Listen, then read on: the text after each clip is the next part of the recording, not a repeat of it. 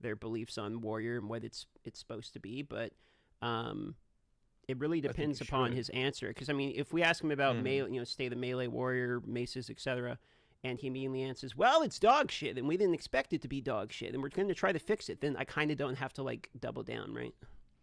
That's fair. So if it opens up for that, then go for it. Because right now I got 2, and then into that little broader one, and then I have 2. This one is very interesting. That's a longer question. Yeah. Wait, hold up a minute now. This question we have somewhere. Which one? The charm. Yeah, we have it right there, do we not? Here, Control F charms. Yes, but if you scroll further we down, do. there's You're another right. one. And that is under which one is? What time does it make more sense to ask that? Also, we double down with crafting. Like we have state of crafting, and then we have crafting feels like gambling. How about instead of asking 15 state ofs in a row, I feel like crafting should be an early question. I think we cut these. I agree. I think we do all the state ofs in a row. Like, yeah. Yeah, cut those. See, this is why I wanted to read it. There's multiple of these that need to be cut. Then we have state of trading. Did we mention that later? No, I think we have market volatility. Yes, okay, so they're a bit different. But they are slightly different. Like we have the state of, what is your statements, comments on the state of trade currently, and then you specifically have a market volatility question later. Now, are these double dipping much, or do you perhaps want to add this as an additional follow-up to the state of trade question? Do you want to move that one then? And then you take the whole topic of trade since you're in the trade league? That would be fine, because after that we get into in-game and league mechanics, and which is another large topic. So if you want to take that all at the same time, that would seem to be a natural transition. Like this? Yeah, like that.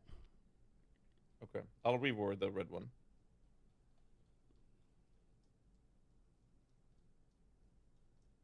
I'll probably talk a little bit more than I anticipate, so let's do that then. And you take that below then. Something like that? I'll have to reword the red though. Yeah, I definitely want to take state of maps question, because I would like to be like, if you make me play Meyer one more time, I will openly like flame you in this interview. You know what I mean? Like I have got to ask the question about Meyer, because it's getting to me as to why Meyer exists. Have you seen how minions operate in that fucking map? I don't need to. I've seen how I operate in the map. So I'm assuming a less intelligent being would only operate worse. So I 100% need to ask. That's my question, please. Yeah, go for it. I think we have a good split on those. And then we have ailments. I do want to tackle that a little bit because it also applies to minion stuffs as well. This one, then this, then I'll go for that one, and this one. That's a good one.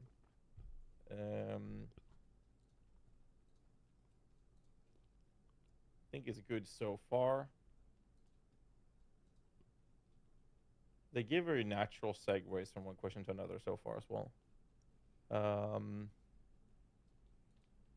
Dude, it's kind of crazy how many people are watching this. What up, YouTube and Twitch people? Between the two of them, there are over 15,000 people watching this live stream right now. Jesus. Isn't that kind of cool how big the Path of Exile 2 game and audience is, though? I mean, it's pretty cool, yeah. I want to take a second to say, dude, I absolutely appreciate the fact that we get to do this interview in a game that's actually fucking awesome.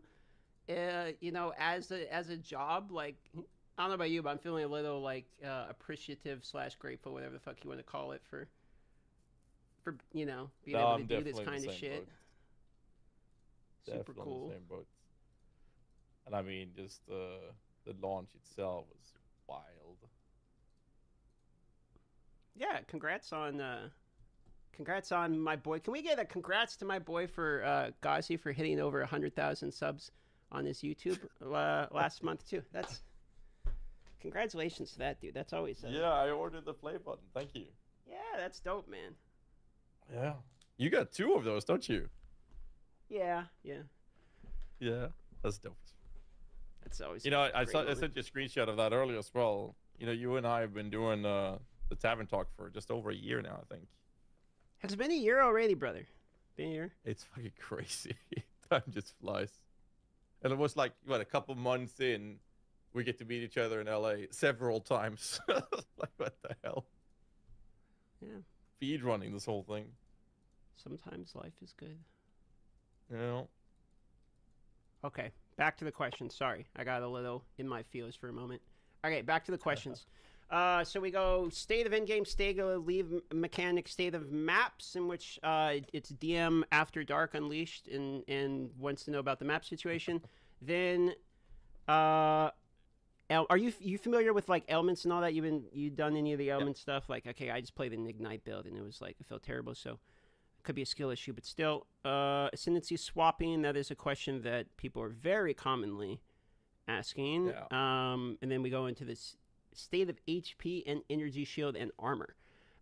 Those feel like maybe all the same question. Yeah, do that. Smack them together. Okay. Just type it, I'll cut that.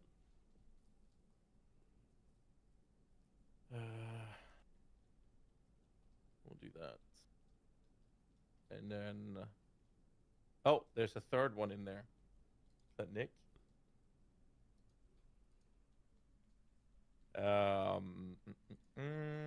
I think that next one is pretty chill.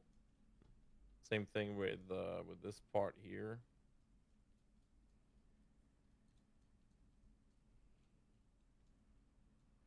I'm fine with the split up. Do we want to? Thank you, Cypher. Do we want to ask specifically? I understand Blood Mage is a question that's been brought up. I actually just got done playing Blood Mage. It didn't feel as bad as I thought it was going to.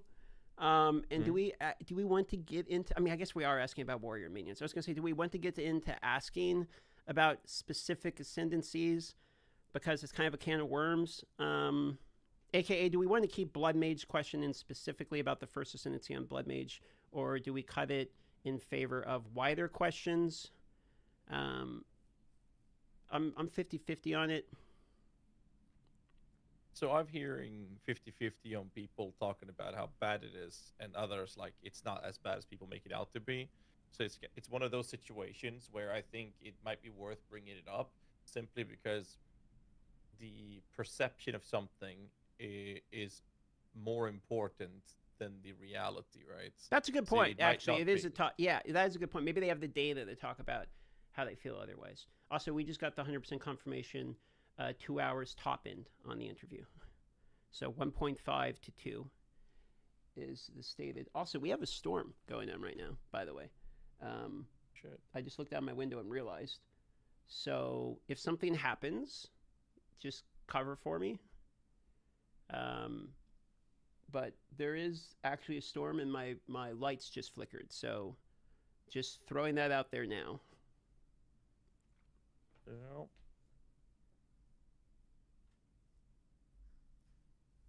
Not good. Hope it holds.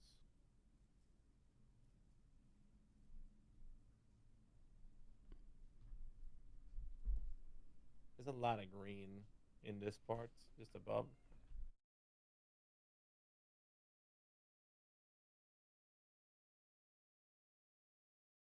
You want to take this one?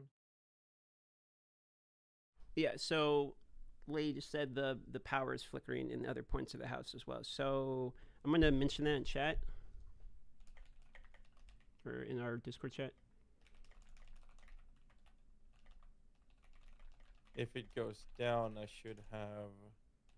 have the scene, so it wouldn't take me too long. Bounce it back up. I don't have a generator or anything. Like, it's just, it is what it is, so. Let's just hope it holds them. Oh, yeah, ads. Run your ad one more time. Yep. Oh, I can't. I have to wait a little bit. You want to take the charm question? Otherwise, I feel like I'll be talking for too long.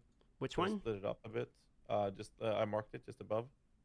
there's a lot of green up there because like the trade and market volatility is kind of a big question. Wait, where are we at on So the here, list? over here, state of charms.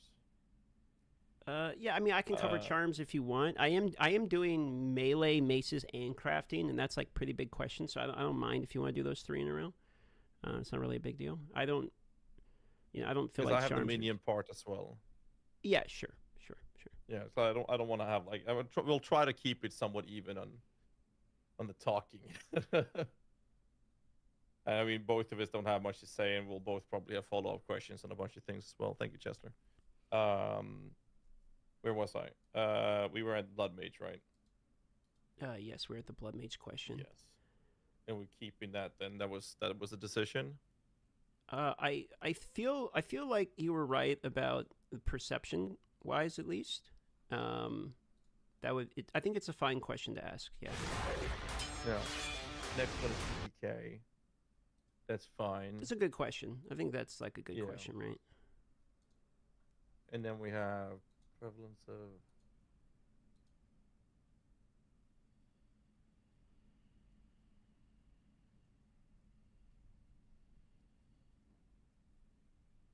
I think this is perfect.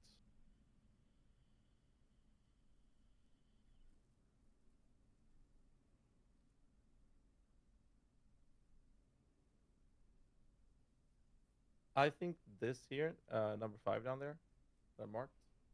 I think this one's fine, but I don't agree with it. It's one of those situations. We don't know the well, I third mean, one. if you have strong feelings about it, I would rather the person who has strong feelings about the questions listed ask it. So if you have strong feelings one way or another, then it would make sense that you cover that one. Yeah, we'll go for that. What's the next? It's here. This is a good one as well.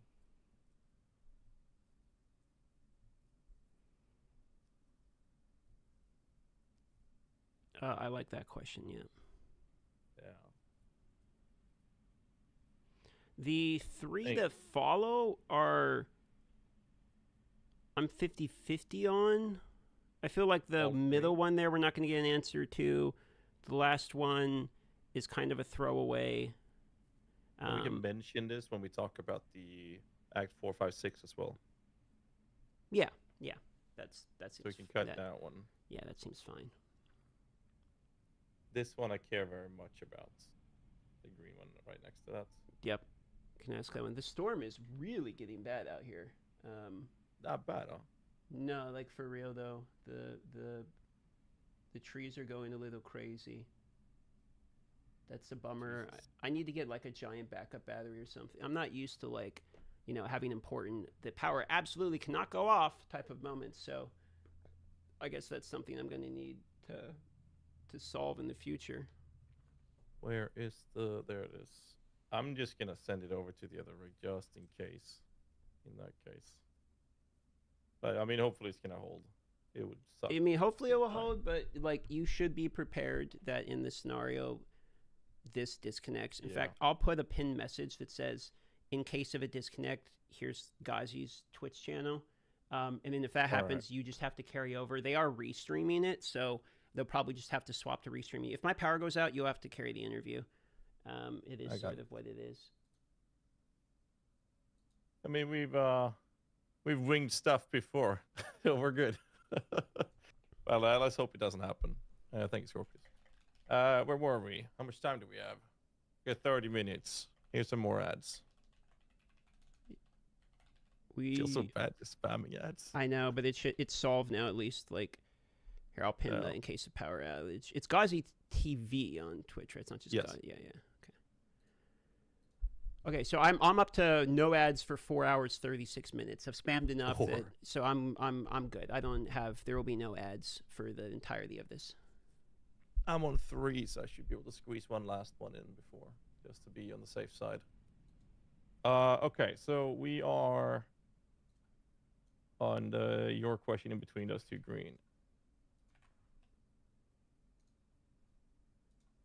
I'm just pinning the message about where to go in case of a power outage to the chats. Okay. All right, where were we?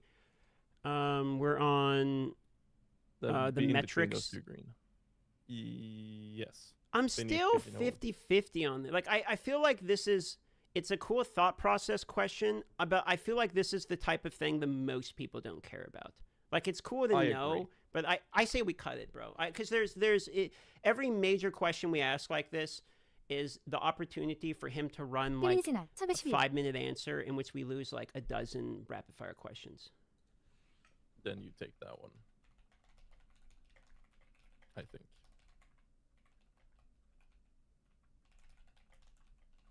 Because it's a kind of a simple one. Short question, short answer kind of thing. Yeah. And then it's essences. I thought we had essences somewhere else. We do. We had essences in the rapid fire portion. And crafting. And let me scroll up here. We have state of crafting. We could combine it within the state of crafting, but I feel like this is... We also have state of league mechanics. Yeah. So they are sort of similar. How about this? We mark it like this. I will reword this one and recolor that. But if you mark it like this, if you feel like we covered it, then we skip it. If we want to dive Okay, into if it more, then we'll it's spend 5 a minutes. potential if it gets brought up type situation. Okay. Sure. And then in that scenario, you want to cover that one, or should I? Which one? The one you're now marking in the scenario that we do in fact mention it. I'll let you do it then. Wait, who's doing the craft before? Well, both of us are. Let's let you do it because I think the previous one is a Sure. bit shorter, Sure. and Works the for one me. below I have to reword.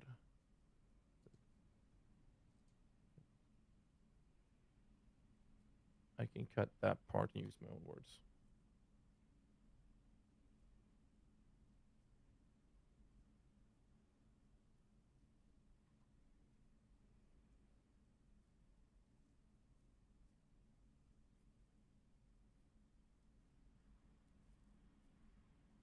Something like that. Okay, and then we go into minions, which you have a nice redacted list here. That's perfectly fine. And then we go into quality of life, rapid fire, and then at the end, technical. Okay, so here's one thing. How do you feel about prioritizing the technical optimization and bugs related crashing type of questions higher up on the list? I don't know about you, but I've got a significant amount of requests to ask them about optimization and bugs for both PC and console and related to crashing. We have this all the way at the bottom of the list. I would argue that we move this above rapid fire and above minions. It's basically one question. It's not really like we don't have to ask like 15 different ones.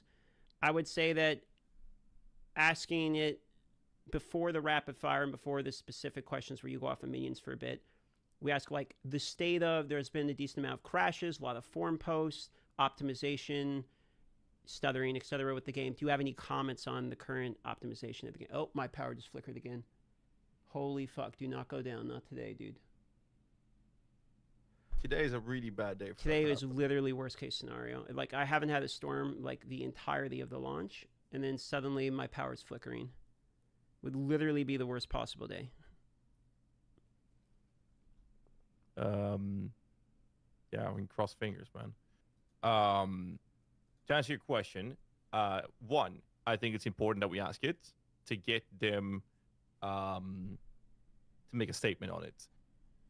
Two, it is a question that doesn't need to be asked. It has always been my opinion when it comes to performance and crash issues. If there are crashes and performance issues, they're aware of it. They're absolutely going to fix it. That's going to be the answer. But I think because of the sheer quantity of people asking about this, and it is a very overwhelming issue, I think it should be there to get them to make a statement, to make those people happy that it's actually being brought up so they can hear where are they at with the situation. Does that make sense? AKA, you think we should ask it? Yes, and I also agree that we should move it up as well to make sure that those people get a statement from them. Where it is a, like, do you want to comment on this situation type of question? So I would agree. And put it before I go off on a rant. Yeah, it's because it would take 30 seconds, ask about state of crashes, move on. Yeah. You want to move it? I didn't see where the question was. Sure. Thanks.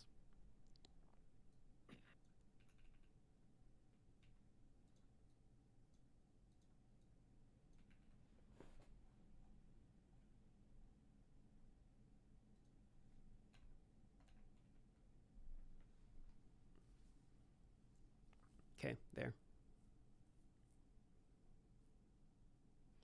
Just mentioning this for the people that are watching here, in case I am having some power flickering due to a storm. Horrible timing.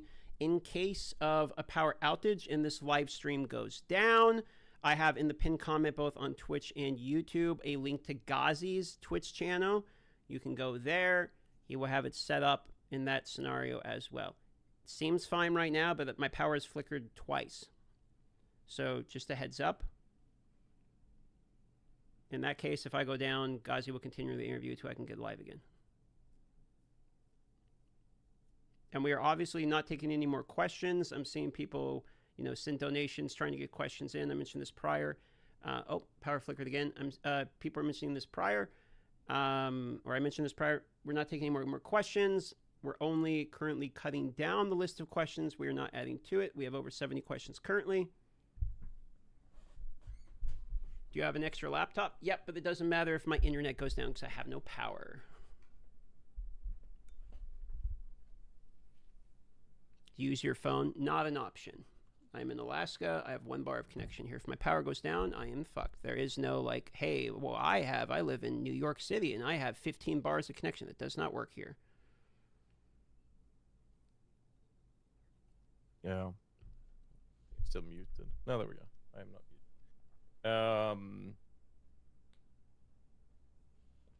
Yeah, I don't know what to say, but I feel really bad. I really hope it's gonna hold. Like, it is what it is. I mean, we just move forward as if we're good, and then. Yeah.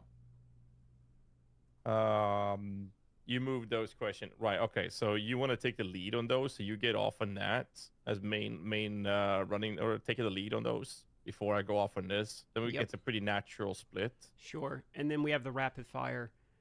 I'll remove the minion AI in the rapid fire because we already asked that one. No, we keep it for the aggressiveness. Oh, okay, sure. Actually, we keep it, but we do a mark on it. If it's already covered, then we skip it. If it's covered prior, skip.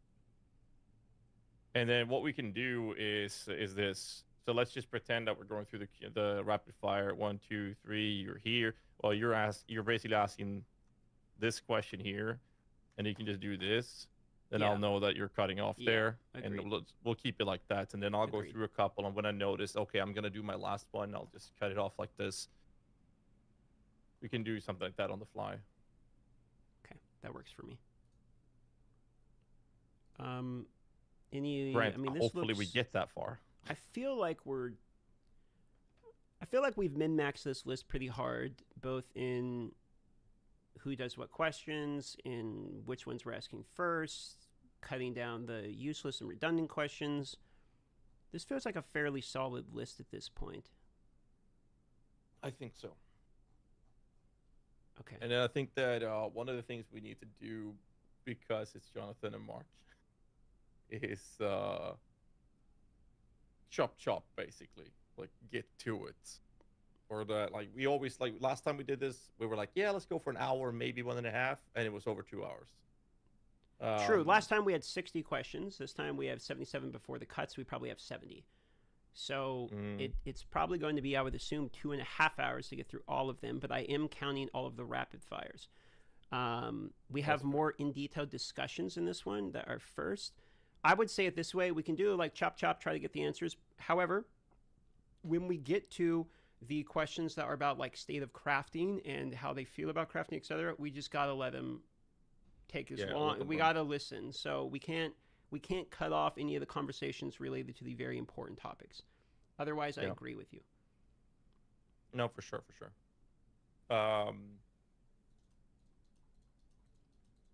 And I think like something I noticed with the new influx of players, a lot of them haven't touched POE1.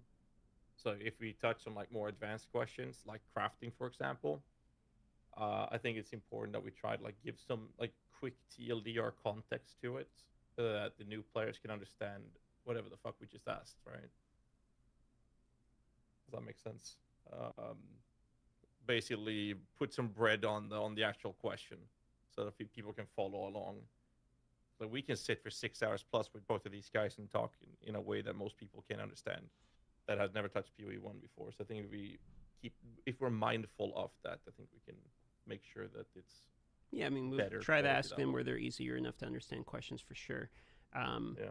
I mean, the ones where it's like we're specifically asking about the state of balance of like maces, for instance, I'm not going to like explain. So a mace is a weapon in a game, but like Yeah. yeah, like 연평강 some of the stuff, it's 안녕하십니까 like 형님. okay, you're gonna have to know what we're talking about. But I Yeah. otherwise understand. All right. For the people that are spamming "fuck you," ask about console loot filter for the millionth time, that's on the question list, and has been stated that we will ask that about 50 times throughout the last entire week. But all right. Thank you for the nice comment. Do you have anything else you want to bring up on this, or shall I play some more ads and take a leak before the show? I think we've gone through this list 3 times straight. We filtered it down. I feel pretty good about this list. Me too.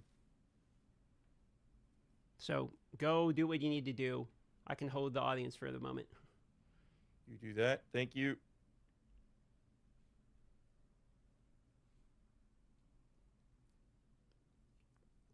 Why is there a countdown? The countdown is for when the dev live stream begins.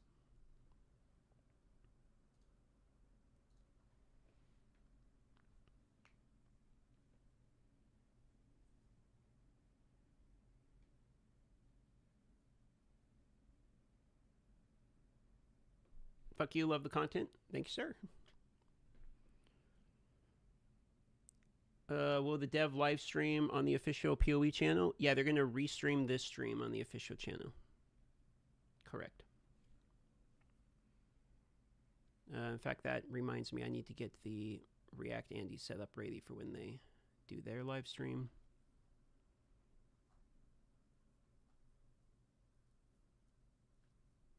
Let's get that set up here.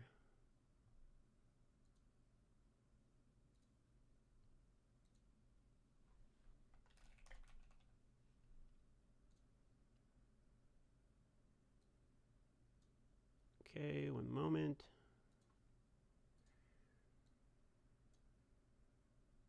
Okay, so this is for when their live stream is going. It's going to look like this. Should basically look something like that. There it is. Okay.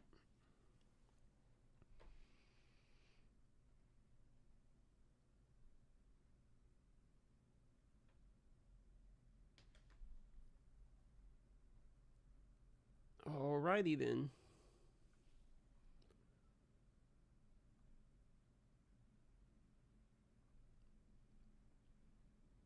So we should have, let me look here. Okay, so we have ads disabled for the rest of the live stream.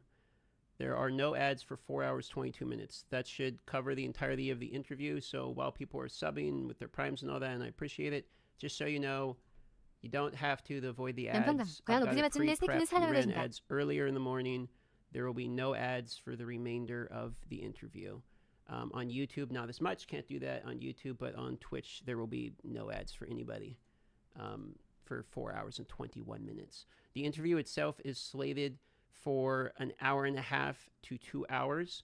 Oh, my power just flickered again. It flickered again twice in a row. And as a reminder, my power is becoming a problem. If for some reason my power outage does happen, Ghazi will be able to main host this. And I have a link in the pinned comments as well as the YouTube and Twitch, where you can find his Twitch as well in case the power does actually go down. We both have lists of the same documents, etc.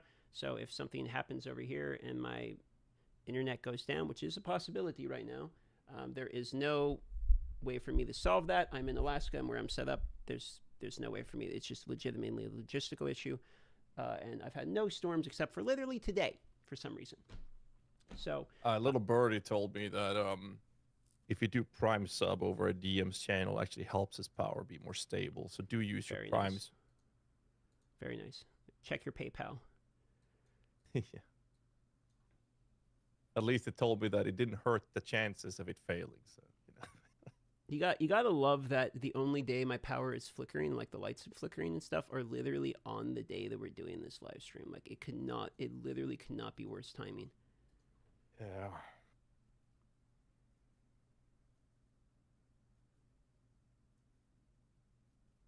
It's really unfortunate. So hopefully it won't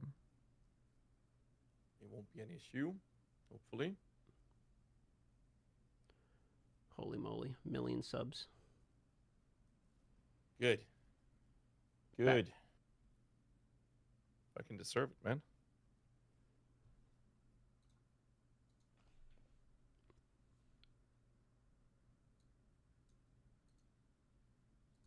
Shout out to my boy Darth. I've been doing this for over a year now. Well, I didn't realize it's been a year on the podcast already. It's actually crazy. Actual year. 1 year, huh? Yeah.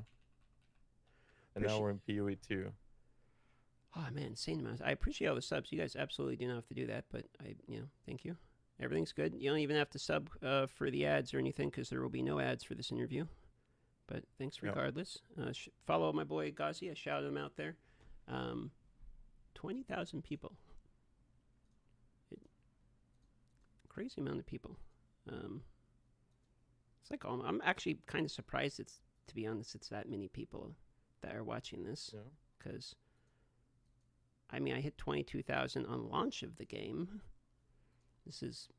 We're getting the numbers that are literally larger than like 20,530 people. If we get another 2,000 people in here, then it's going to literally be larger than my largest day ever view count wise. That's actually kind of insane. Crazy.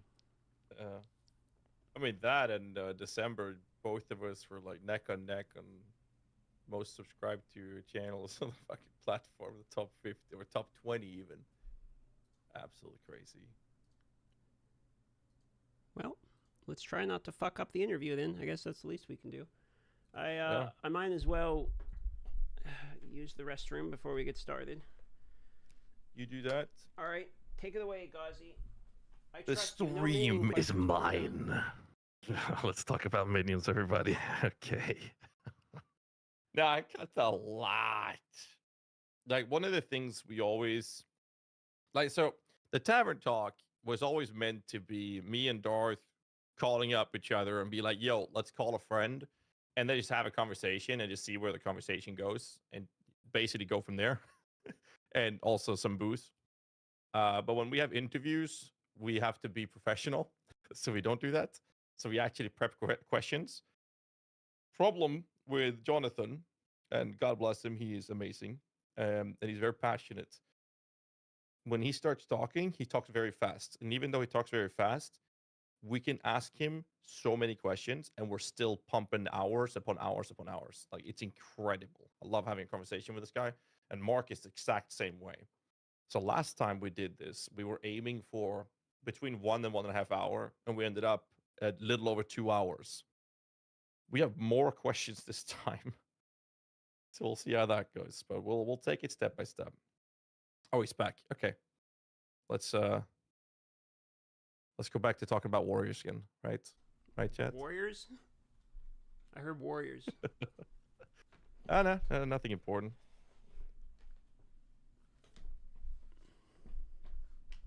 It's all good.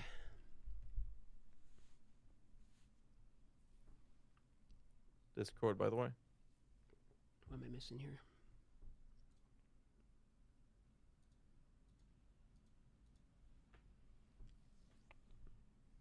Ah, okay. Oh. Okay, hold on. That is interesting. Oh, Oh shit. Oh shit. Okay, hold on. All right, hold on here. So I just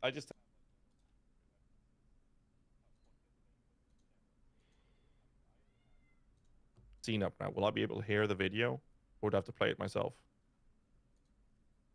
You will not be able to hear it. You will need to Okay. prepare that on your side. Gotcha. Interesting. That is. Okay, so let me check something.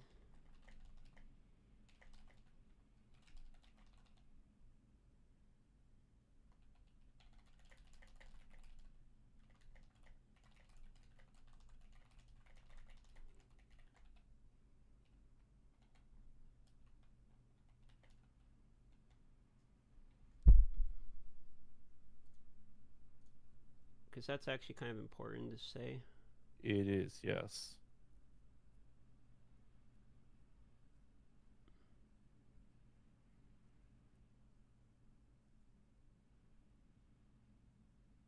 Okay. Well, they're restreaming your channel. Right? Okay.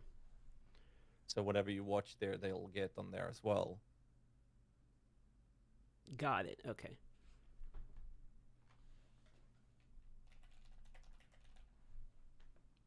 Okay. So there will be a reveal. There will be a reveal happening here shortly, boys, in 10 minutes. So prepare yourself. We just got word. And also, absolutely insane. We have just broken. I mean, not that it really matters. You guys aren't here for this, but here for the info. But thanks for being here, because we just broke my personal record of Twitch ever at 25,000 viewers. Is like kind of actually insane, to be honest. Sure. Damn. That's dope, dude. That's Congratulations. Thanks. I mean, to you too, my friend. And thank you to GGG for letting us do this. Pretty cool. Okay. Well, if I wasn't nervous before, I guess I'm a little nervous now, boys. So try to bear with us. We'll try to get through all the questions we can. We'll do the best we can.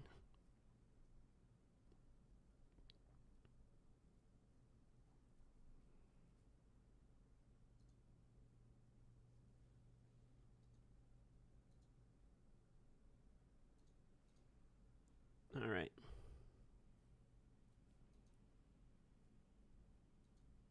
Power cut in 9 minutes. Mods ban that, man. Could you imagine, dude? Power goes out like 5 minutes before the thing. Let's not jinx it. Yeah, okay? I know.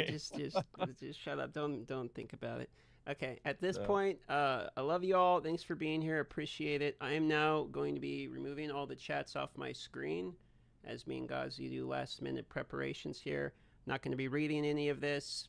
You're talking amongst yourselves, but thanks for being here. I appreciate all of you. Thanks to all the subs and all that stuff. And I'm sure Gazi feels the same way. But just so I'm focusing, all this is going away. And it's now off the screen. So I'm not even tempted to look. And I'm just going to put up my... Your voice, or our voice, is not going to the stream now?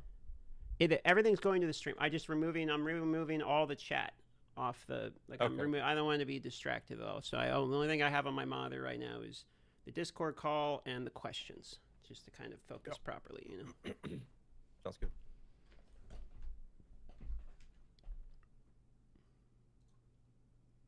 I'm actually like super excited for this. I'm gonna reread the question one more time here. We have just enough time to go through them again. Oh, also, it's going to take them a couple minutes after the reveal to get into the call for us to get the audio and stuff prepped. I have an extremely professional this screen right here, which will pop up when we're getting all of that set up. Okay, it'll take a couple moments, but that's what it will look like. All right. I love the 0. You like that? Yeah. It's very much you. Yes. It's perfect. I love it.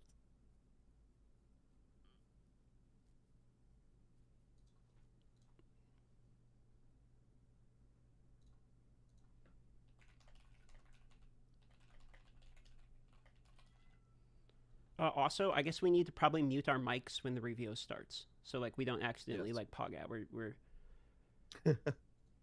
Yeah, we'll do that. You get the link for it already? Yeah, I got everything up and prepped, so Good. I'm just checking to make sure pick it's. it up now. Let me just check to make sure it's all properly set up. Yeah, it looks right. My cat's losing her shit in the background because she's not allowed in here right now. But yeah, just make sure you mute your mic the second that we pop it up so that we don't accidentally. Yep. Got it.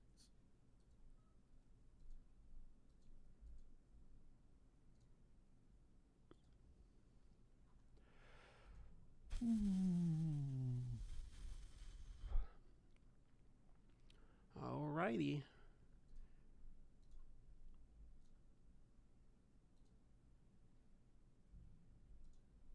Okay, reading through the questions one more time.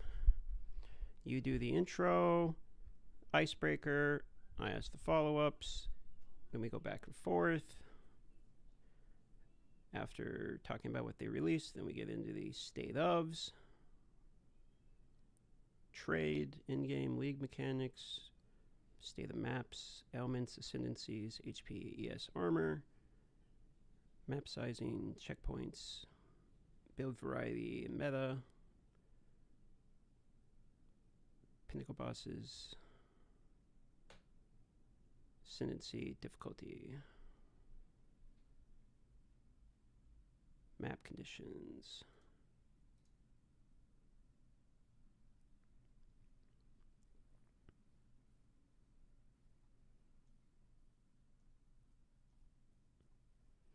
All right, I'll say it one last time, just in case this ends up happening for the people that are watching. In 4 minutes, we're going to begin a reveal. The reveal will be a video that will play out revealing everything that is coming. After that, there will be an interview in which we'll be interviewing Jonathan and Mark, the game directors of the game. We have a list of questions, about 70 questions long. We will attempt to get through most of these. It's a 2-hour interview, so I'm sure some of these will not be asked just due to the brevity of the interview. With that being said, all of these questions, except me asking a question about Blight and Druid and Ghazi asking a question about minions, are all taken from the audience. So we are just basically taking questions that the audience wants to see and directly handing them over to the devs at this point. I'll probably like make a statement of that in the intro. Sure. As well, so that gets to the VOD as well. Sure. There will be a VOD of this on YouTube. Obviously, the Twitch VOD will be here too. On Ghazi's YouTube channel, he will publish the video afterwards. It's hosted here, and then it goes to his YouTube VODs.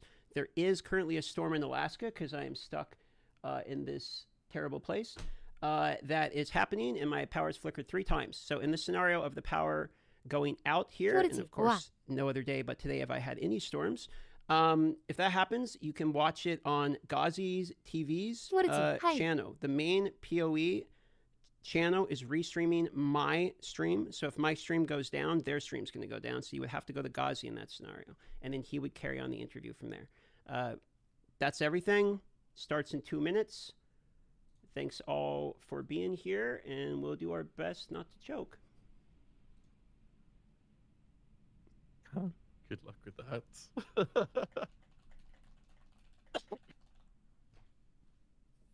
Right.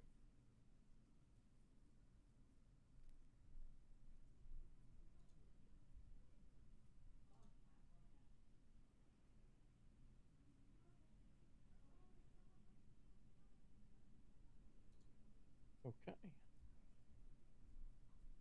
Deep breath. You nervous? No. Yeah. Not really. Like we've done it a few times with, especially with these guys as well. Yeah. Not really nervous. It's always a lot of pressure when it comes to making sure that we make sure the community's heard. That's the only. I'm not nervous, but concerned that we're not going to be able to do the community justice. I mean, pretty much all the questions are from the community, so. Yeah, so we'll do everything we can and then some. Okay, 1 minute. Just remember, mute your mic when we go full screen with the review, so we don't accidentally talk over it for the VOD. Will do.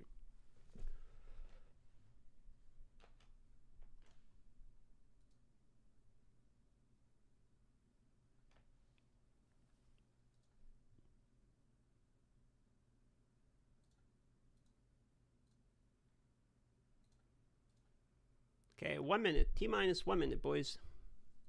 Check Discord.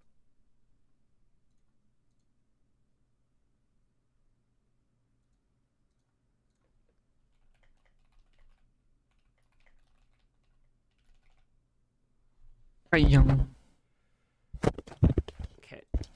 Oh, also, there will be, after the video release in 40 seconds, there's going to be like a 5-minute downtime while we get technical stuff set up. So it's going to be on like black screen, just so you guys know, for a few minutes.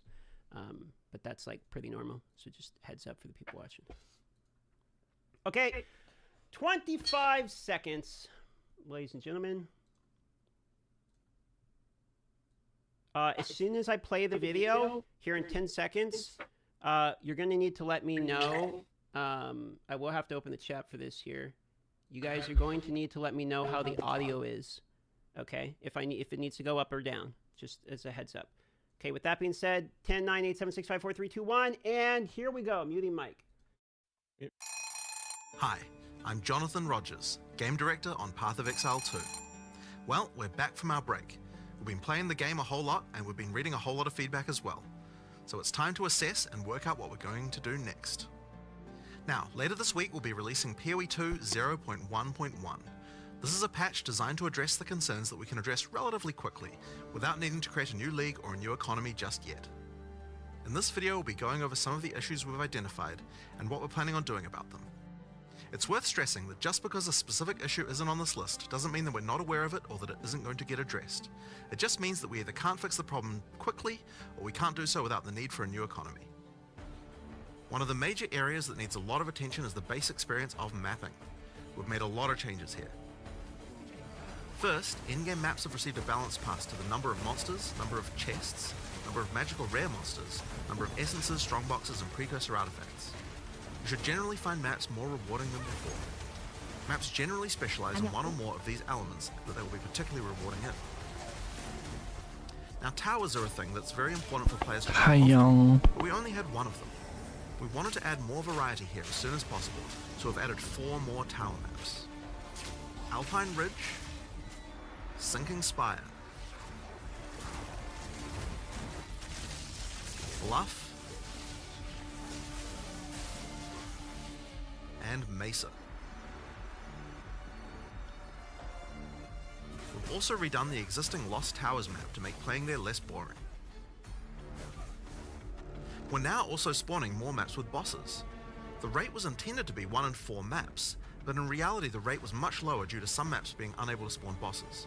We've increased the rate to compensate for this issue so that we can get the actually intended rate. We're also adding a new type of tablet that allows you to add bosses to your maps with its own mod pool. Strongboxes also needed some love.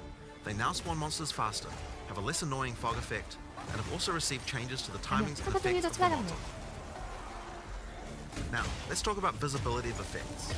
Many maps had too much clutter, preventing effects on the ground from rendering, causing you to be unable to see and dodge them. We've both changed the level of clutter on some maps, and changed some effects to make sure that they are always visible. In addition, elemental explosion effects have had visibility improved. 금고가 뭐 하루 종일 걸렸는데 애들 나오기 전까지. Exploding if a rare monster dies. Volatile plants are also way easy to see before they explode. Now we've also increased the zoom level on the Atlas, done a pass on various terrain collision issues in many maps. We've also improved the load times of opening the world map and Atlas panel. And we also now show the biome of the map on the whole. For other in-game content systems, we're focusing on getting all the rewards in line with what they should be. 아, 저거 쓸데없는 글자가 계속 고정해서 나와서 가린 거니까 신경 안 써도 돼요. And we've also buffed the rate of simulacrums dropping by 20% to make it more in line with the rate of finding the expedition and ritual bosses. For Ritual, we've made omens now appear in the Ritual Tribute window 60% more often. For Expedition, we've improved the rarity from the shops, but we'll be wanting to make some more substantial changes to the rewards for this league later 나일 on. 마이크 좀 꺼주세요. Now, one of the major concerns that we're often seeing is that getting to play Pinnacle content just takes too long, and that when you do finally get there, you only get one attempt and don't get a chance to learn the boss. In order to address these concerns, we're making the following changes. First, we're making the Citadel spawn closer to the center of the Atlas, and we've also added an effect so you can see them in the fog of war from further away. This makes them much easier to find. To address the problem of only having one attempt, on the Arbiter of Ash you will now get up to 6 respawn attempts. Respawns can only be triggered by the person who put in the keys, and everyone in your party will 얼굴 옆에 respawn at the 검은색 same 박스가 time. 그리는데요. Leaving the map still forfeits your attempt, so you'll still need to fight the boss with the build you walked into the map with. Higher difficulties of the boss will lower the number of respawn attempts you get, but you should know the mechanics of the fight by then, right? Now, we'll also be adding respawns to other Pinnacle content as well over time. Another thing that players have noticed is that there are less keys from Faradin Citadels on the market, and thought that it was because the Citadel spawns less often. It turns out though that this is just because the boss kills players more often than the others. 피디님, 구형 We 글자 made a few 해석과 changes to 불행수. that boss to bring it in line with the other bosses. A lot of people have reported that many of our unique items are feeling underwhelming. Uniques are often designed to be build enabling at high levels, even if they're low level uniques. But we realized that we do need to make sure that more uniques feel powerful when you first get them at low levels too. In this patch we are buffing a lot of uniques. These changes should make finding uniques at lower levels a lot more fun, and make subsequent character playthroughs more fun too when you have some great uniques to use. We're also changing a few other things to make finding rares better at higher levels too. First, we're changing mod weightings a bit to make sure that there are less bad mods. Another fix is making high tier items no longer cull the highest tier modifier of a given mod type. This bug caused bows and crossbows to not spawn with attack speed at tier 5 rarity, and rings to not spawn with life at tier 5 rarity. Another change we're making is to make it so that socketables such as runes can now be overwritten with another socketable. Now, as we continue to play, we still find many balance anomalies with specific monsters or bosses that can be nasty if you encounter them. This patch contains a pass adjusting a large number of those monsters and bosses. We'll save the full list for the patch notes, but there are a significant number of changes here that should address many cases where monsters or bosses felt too hard in certain circumstances. Here are a few examples to get a taste of what kind of changes you can expect. The Silver Fist Commander roll now does a lot less damage. Plague Bearer's Detonate Dead can no longer be used from off screen and has better telegraphing. Forsaken Miners throw less grenades, have improved visuals and deal less damage. And Lost Men Zealots can no longer meteor you from off screen either, as well as many other changes just like those. One of the big issues for players on consoles is that the web-based item filter system is currently not working. This means that they can't use item filters like the PC users can. For 0.1.1, we'll be enabling the same system that POE1 has, which allows you to subscribe to item filters on the website. For now, this will be done on the POE1 website to allow us to get this feature out as fast as possible. Later on, we'll improve the user experience of this and put it on the Path of Exile 2 website. This patch also contains a bunch of other smaller changes and bug fixes that I'm sure you guys will appreciate, like buffing armor and scavenged plating, showing the number of uses left in your charms, as well as an effect when they trigger,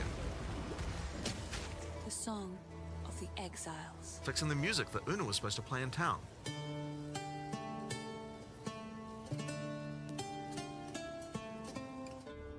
and plenty of other little fixes and improvements throughout the game.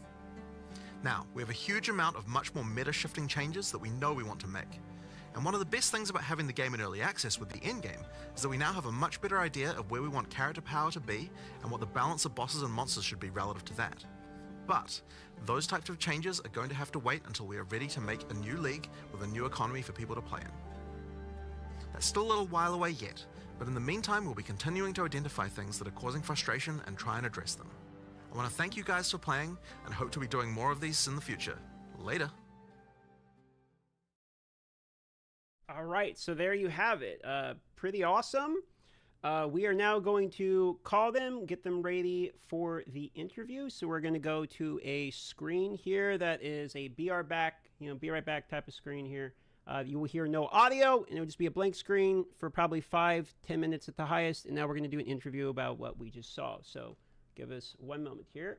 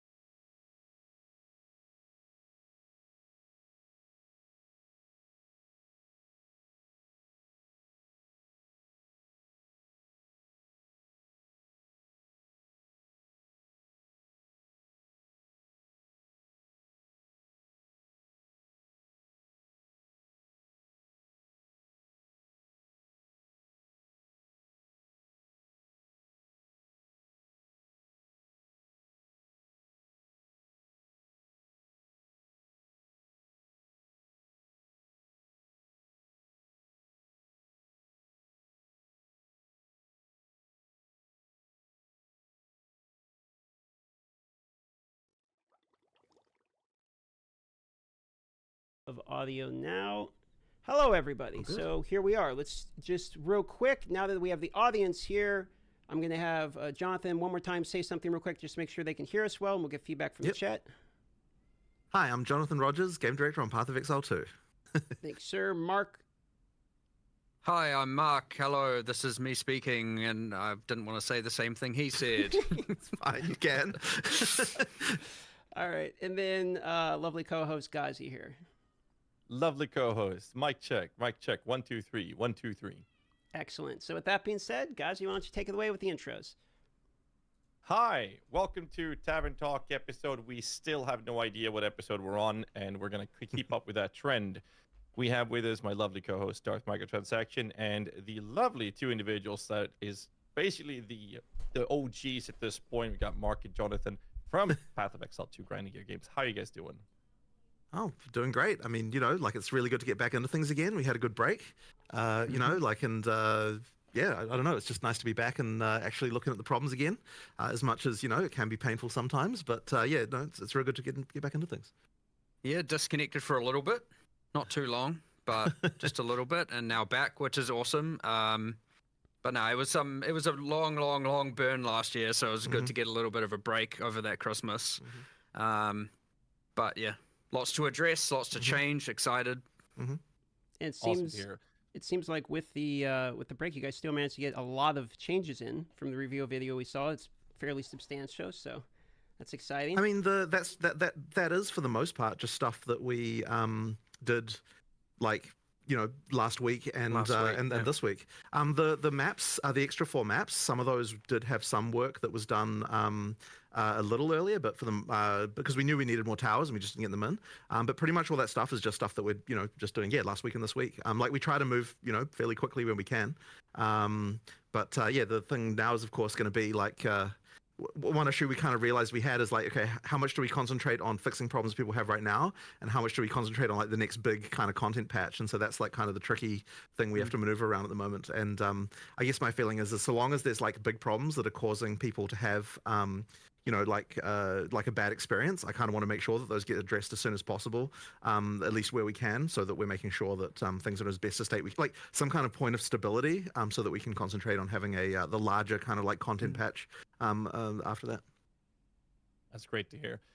So for this episode or this interview or whatever we're going to call it, we've done what we can to make sure that we let the community get their voices heard. So most of the questions we're going to go through is questions collected almost exclusively from the community. We have a couple lights for some reason questions and some warrior questions from Darth, and we have some minion questions as expected from my side of things. But most of the questions will be taken from the actual community. So I'm just going to kick us off so don't waste anyone's time. And we're going to start with a question saying, which of the changes that has been showcased was the team most excited to be able to announce? Well, I guess that I'd say that these changes, obviously, while the players are happy with them, we're not exactly excited about them per se, because these are just fixes to things that are problems, right? So the stuff that we're excited about is the stuff we're not talking about, which is the content that's coming up in the in the larger one that'll have an economy reset and so on. So there's obviously a lot of stuff there, but for this stuff, it's just really okay, what can we do to make sure that people are having a good time? That's kind of the main thing I would say. Yeah, which is exciting in its own to see how much more we can improve, how many people having a good time. So, so I mean, that's good, but yeah, really, it's there's no one thing there where we're oh yeah, this is the amazing thing. It's it's all just let's make the game not suck. That's kind of our main goal. So one of the changes for in-game maps is the changes to, you mentioned monsters, chests, rare monsters. What impact are you guys hoping that this change specifically is going to have in in-game mapping? Well, there's a couple things. It is just a general, probably 30% more kind of monsters, items, etc. from inherent maps. You get the thing where now the inherent map is higher value, and thus proportionately the league is less impactful, say Breach, which is obviously in its own universe of craziness right now. But the idea is the base map is more rewarding, and thus adding the extra content is less necessary for, say, map sustain. The other thing is it will interact with different rolled maps differently. So we tried to do this better before early access began, but again, it should be now certain maps and certain mods that increase the chests, the rarity of chests, the rarity of monsters will have different benefits. So that's kind of cool that I want people to learn that over time and see what's beneficial, well, what multiplies better, and then you combine those things where you have this map's better for number of monsters, whereas this map's worse for number of monsters because they're multipliers. So like a really small map versus a really large map, actually before they were relatively consistent. Now that large map might have twice as many monsters as that small map, but it has the same density of monsters. So you don't just have big open empty spaces of nothing. So obviously now the number of packs, if you multiply that up, it has a much grander effect on the big map than it does the small map. But the small map is obviously easier to clear, faster to clear. So say if you're optimizing for bossing, you're probably going to try and have the be applying more bosses to small maps using the new tablet. Or if you're doing leagues that, you know, more like Breach, you might want smaller maps that way because you're focusing on just farming breaches as opposed to, say, Delirium, or say Expedition favors, that doesn't really care if the map is large or small. So, you know, having those different kind of axes is really interesting where you are thinking about that as you go. Now, people have to learn that, and that's cool. I actually want people to learn that and kind of post all their details on like this map's really good and this map isn't. And we've accounted for layouts, how fast they are to clear, all of that stuff. So certain maps that were more tedious to clear now have pretty drastic advantages on at least one or two different axes. So they might have a higher number of minimum monsters, rare monsters, higher spawn rate of rare monsters, magic monsters, rare chests, who knows. And there was a lot of that balance that you couldn't really do until you actually had experience playing them, right? Because it's hard to tell when you're just in development and you're not on a real character. Like, is this map actually fun or not, right? And the end game is we've got the least amount of testing, so it really did require, like, okay, some actual proper play and be like, okay, is this map, to really answer the question of is this map good or not? So now when we see that, then we can be like, okay, we need to make this change or that change in order to sort it out. So there's just been a lot of just like sanding off all the rough edges that in-game had by virtue of the fact that it just really wasn't as tested as what the campaign was. Go on. That all being said, I'd say one thing it has introduced is it has added more bad luck or mistake protection to some degree, because if you would like fully juice a really small bad map, that minimum of bad is now much higher. And so like you all of a sudden now have invested all this wealth into this bad map, you've run it and you're like, I didn't get anything back from it. So the minimum is certainly now much better, which should hopefully protect a lot of people who are falling out of map sustain. Whereas like a lot of the good players who are a bit more observant, a bit more familiar with POE1 were just like happily sustaining maps. And so yeah, you had these two ends of spectrum, and hopefully we've raised the minimum now with these changes. So 2 follow-up questions. Since this was a question for later, but since we're talking about bad maps in particular, something you mentioned here, what is your guys' opinion on the current state of maps in the game? Not so much from a monster point of view, but of a layout of maps. So there are some maps people don't like as much. There are ones people really do like as much. Is your opinion that you need maps, for instance, like Mire, Augury, Vow Factory? These are some of the least favorable maps. Do you think you need maps like this in the game in order to more appreciate the more common ones people enjoy? Or what's your stance currently on the map amount of variety that are in the game, put it that way? I guess ideally, like if there have been a few adjustments to things like that. Probably not, like we're not necessarily going to take every map people find annoying and change it like so that people don't in that way. But certainly there should be balance changes to make it so that they feel at least worthwhile, even if they do have some more annoying layout or something like that. So I mean, I assume you feel the same way about that. There's some standout things. Like obviously you shouldn't have the levers that you just can't dodge roll out of and you just die, or the levers are just spawning burning ground on them, right? Obviously this stuff is just objectively wrong and objectively bad, and that will be fixed. But a lot of that contributes to like, this is the worst map because you'll go pull a lever and die while doing so. And then there's the ones that yes are just like, inherently worse layouts, especially for certain builds. But then again, now using this other thing where it's like, actually, well, those maps may now spawn the most amount of rare monsters or the most magic monsters or just the most amount of monsters. You're going to have to go figure some of that stuff out. And some people might like that. People with less, screen clearing AoE centric builds probably don't mind some indoor, more mazy maps if they're going to get the benefit or feel like they're getting the benefit from, more rare monsters. They've got, I don't know, more single target or a more concentrated DPS or whatever. They don't feel so bad now for running that as opposed to just running the, I mean, sand spit where you can just like nuke entire screens every the bad 2 case seconds. of this though is definitely the tower map, because it's like you mandatorily have to run that map, and so having that be not great is like not a good situation. So hopefully we've addressed that one. Like that was really urgent to address, because it's like because it's mandatory, right? You can't just skip it. So that one had to be sorted. Yeah, turns out it's maybe not a good thing where you have to approach a room full of monsters that you don't know what they are and they're super dangerous and you can't see them and it's a narrow bottleneck and you have to run in and just die. But even so, like obviously the variety helps with that, but also the new version of that map is now based on the top floor tile set, which is like got more variety and like it's easier to deal with. So that should improve a lot of that. Better visibility. Yeah, exactly. So it helps more a lot. open, less tight bottlenecks. Still they're still relatively narrow here and there, but yeah, much better to clear. So one more follow-up here, and I'll pass it off to Ghazi. In the reveal, you mentioned that the boss maps, for instance, were supposed to be more common than they actually were. And so this comes to a very common question about Waystone's Sustain. So what was your opinion on the state that previously was with Waystone's Sustain, as well as do you believe this impact of additional bosses are obviously going to impact Waystone's Sustain, so you think this is going to help alleviate some of the feedback we've seen related to there? That one's pretty interesting because, and this is probably going to be a controversial thing to say, but like we don't know that there necessarily is a problem with Waystone Sustain as such.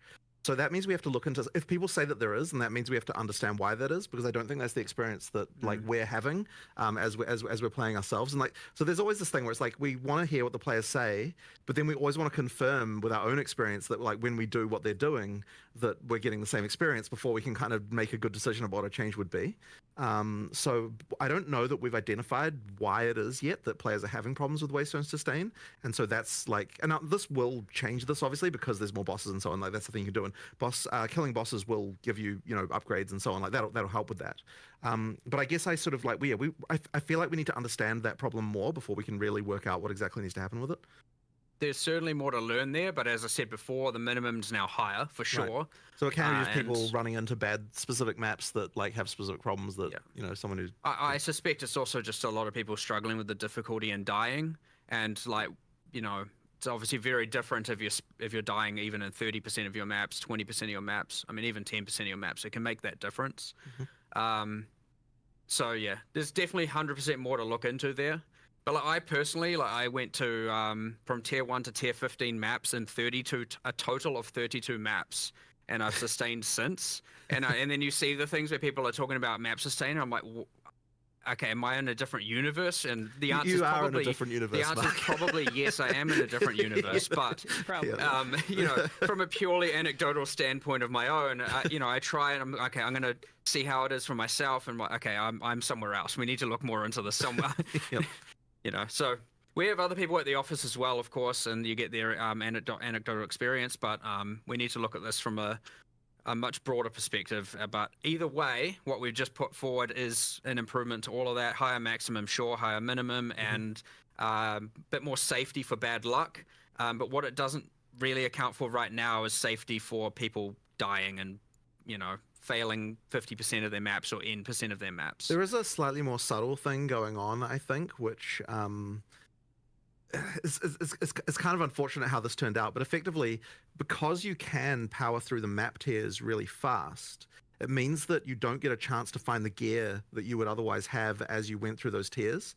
And that means that effectively when you do, like you might be playing higher tier maps than what you really should be playing for the amount of wealth that you found. And that means that your map sustain is bad because you're dying more often because you're kind of playing higher tier content. And that is on us because we need to adjust that so that you you only start effectively, in order to progress up the tiers, it needs to be more that we need to sort of gear check you more as you go up a little bit to make sure that you've got the gear you need before you're going up the tiers. But this is going to be a really subtle and tricky thing to get exactly right. Like there's quite a lot to that. And that's kind of more of a thing that we can sort of look at over a bit of a longer period of time because it's going to require some adjustments. But yeah, that's just sort of another one. But there's quite a lot of implications to all of that. And I don't know that we're quite ready to understand exactly what would need to happen for that to happen. But that is kind of one of the issues that we're seeing is just effectively people playing content that's harder than what we would hope they would be playing for the gear that they have, which then causes the deaths, which causes the sustain to be bad. So that's kind of that issue there. Thanks for the detailed answer. I'll throw it off to Ghazi for the next questioner. Yeah, next in line, we're actually going to circle back to what you mentioned, Mark, regarding Expedition, not caring about the layout and whatnot, but you also mentioned I believe it was in the video, right? You mentioned more substantial changes to Expedition coming later. So the question is, do you have any particular examples of these things you're hoping to accomplish with this mechanic? Yeah, I can't really say what it is, but what I can say is it is intended that every league, sort of, I'd say without promising it, because we're allowed to make exceptions. It is kind of intended that every league provides some sort of access of character or crafting power that is abnormal. And so, you know, Different that you can't get yeah, anywhere different. else. Mostly character power here. So aside from the unique items, obviously they can or sometimes don't provide character power that can be attained elsewhere. This is more about something else that's, you know, similar to, say, the instilling your amulet with a notable. You know, it's something that only that provides. It gives you more power than you would have had if you had never done it. And so ideally, every league would kind of do something like that, or provide a crafting avenue that would then give you something like that, or give you more power in general. But yeah, we just kind of have the vendor mechanic where you can do some crafts, and none of those crafts are abnormal. They're not adding extra benefits or mods or anything outside of that. So yeah, we have intention to add something to that, and probably to a lot more of them over time. And as you get new ones that each obviously have this thing in mind, where we're trying to say, how can we make characters feel a little bit more powerful by engaging in that content? But yeah, Expedition just didn't quite get it when we ported it over. Like, you know, we discussed heaps of things, like we could add some more ROG crafts, so to speak, now that, even though it's now 3 out of 4 of them crafts. It definitely needs something else, like, yeah, for sure. it just needs something cool, something better, and something not rushed. Which is we're in a position where we're going to rush something, and it's like, hold on, let's not do that. Let's get it right and do it a bit later. Fair. I like that take. Another question we have is regarding the Arbiter of Ash now having 6 resurrection or revive attempts, right? And other attempts to, or adding other attempts to other pinnacles over time. I guess the question comes down to, why wait with adding extra attempts? To Ultimately, the reason is just time. So it might even be that in the patch that we do deliver, that some of those other ones are already done. It's just that because the video had to be made last week, and like we were like, are we gonna, like, we knew we would get time to sort out the Arbiter, and we were like, we don't know if we're gonna get time to do the others, so we'll just like promise that one, and then if the others come, then that's just a bonus. But yeah, effectively, there's like a little bit of trickiness around each one to like just work out all the states of everything. Like, I mean, if you're looking at like, just as a random example, and this isn't obviously that big of a deal, but it's just, you know, someone has to do it, is like for the breach one, for example, we have to decide, like, okay, so we can't really let you have the economy, like, you can't reset the whole map, because then you'd get the drops from the breach a second time. So then it's like, okay, we have to make sure we put a checkpoint in the thing, and that means we have to like do someone has to go write some code to like make the breach thing work correctly for checkpoints, and, you know, it's just like random stuff like that, just little details that just mean that like it'll take a little bit longer to do those other ones. But I mean, we're not talking a really long time, right? We're just like, someone will get to it in the next couple of weeks. It's just, you know, I'd say King in the Mist. King in the Mist will almost certainly be done, because it's an isolated boss fight in a room with nothing else going on. But for the logbook and for the breach one, you have to have some manual intervention, and we have to really make sure that there's none of that, like, you know, respawn at checkpoint at this exact point in time, and all of a sudden you get the loot again kind of thing going on, because yeah, that obviously can be quite destructive. So yeah, it's literally just a time thing. We'll, as I said, we'll do it in the next couple of weeks, just as we, you know, get these things going. Yeah. Awesome. Speaking of Arbiter, a couple questions related to Citadels here, just some fast ones. Are Copper Citadels really the same spawn rate as all the others? That's what happened? I mean, we generated a bunch of Atlas state and checked that they were equivalent. I mean, I don't know what to so we really were not intending to make a Monopoly game, McDonald's Monopoly game style thing here. It really was intended to be equal. So yeah, as far as we could tell, it was just the just that the boss had that exploding minion thing that like was the damage just busted on that? Nah, well, maybe, but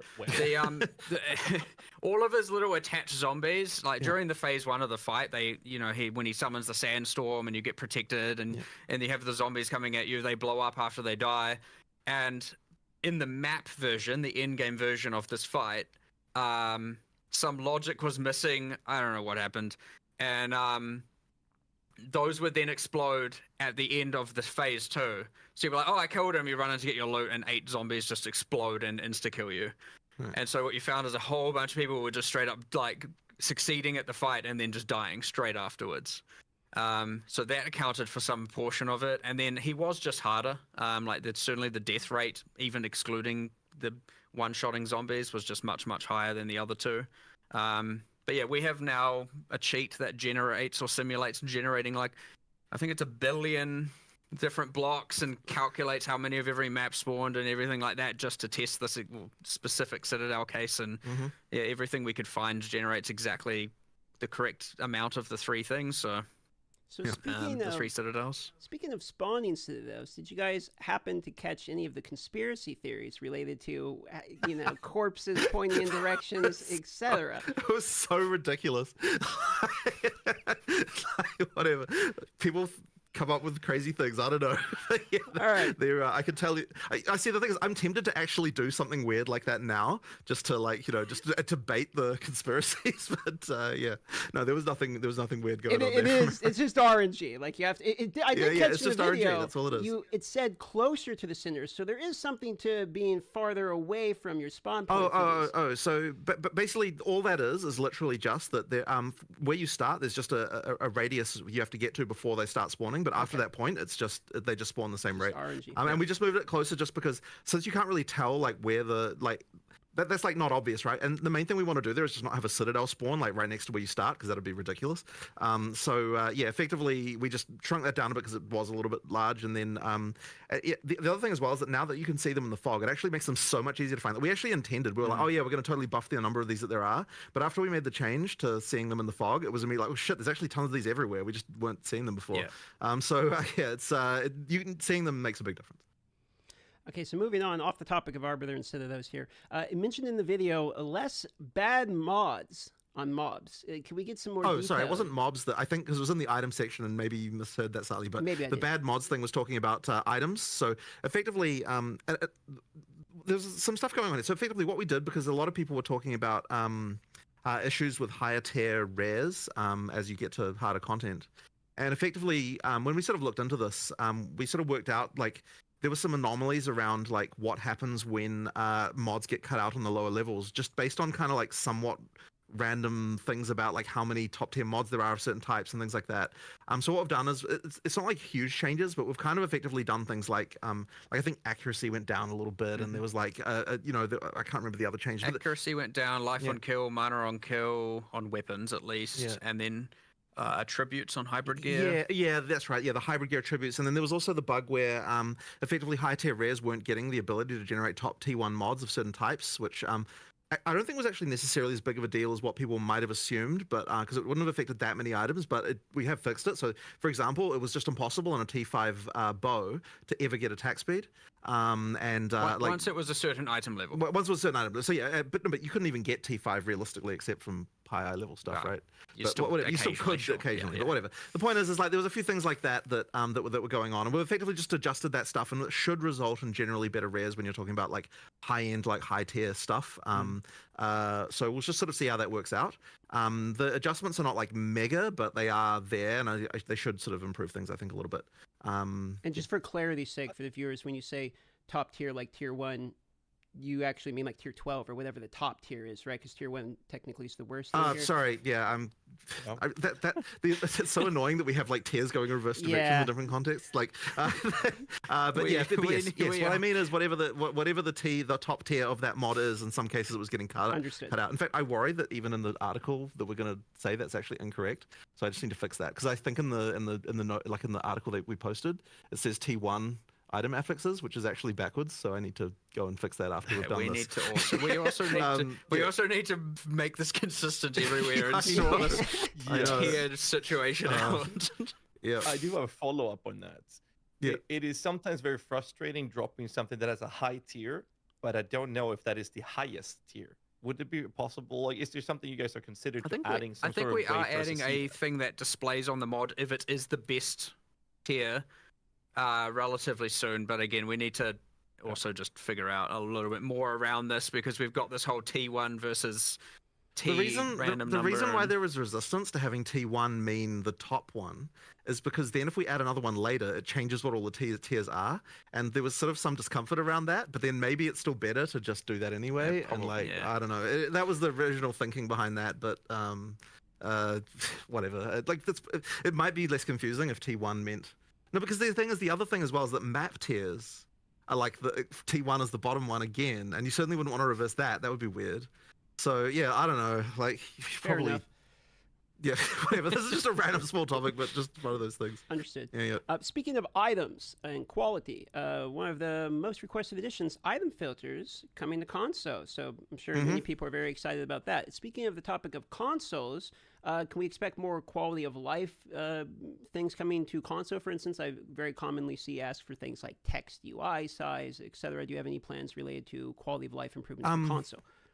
Yeah, I mean, we certainly need to do more there. I mean, yeah, like I don't have any specific things to announce there, but effectively we need to make sure that that experience is good. And one thing that I know, this isn't actually technically a console thing, but another thing that we will be doing for people who use controller soon is like the ability to fast swap between controller and the PC UI just by like immediately in game, because that's something I believe there was even an implementation of that. It was just a little bit too dodgy to release on early access start. So we just need to get that sorted and then test and so that'll be another one. But in terms of just general console stuff, I mean, look, there's just more we can do, right? And you know, we've got our guys on console. They'll be looking into these things and just making changes. The text size one, I do think needs some addressing. It's a little bit tricky because there's kind of a lot of things all through the game that need like futzing around with. So that I definitely appreciate that. And like part of that is literally because when we're in this is kind of bad, but it's like in the studio, we literally have like a big screen and the couch that's near it is like relatively close. It's like an actual real world scenario. You know, people often sit a bit further away, and we probably should have been thinking about that. Yeah. Yeah, things like that just need some addressing for sure. Fair enough. All right. Putting aside bugs and tuning that is expected for early access state, was a question that I was asking about. What are the players' feedback that surprised you guys the most? Well, I know you were saying, I mean, I guess from my perspective, it's like we had a lot of worries about things being broken. We just didn't know what those things were going to be. But then you were saying before that just the level of brokenness did surprise you as far as like some character builds and stuff, right?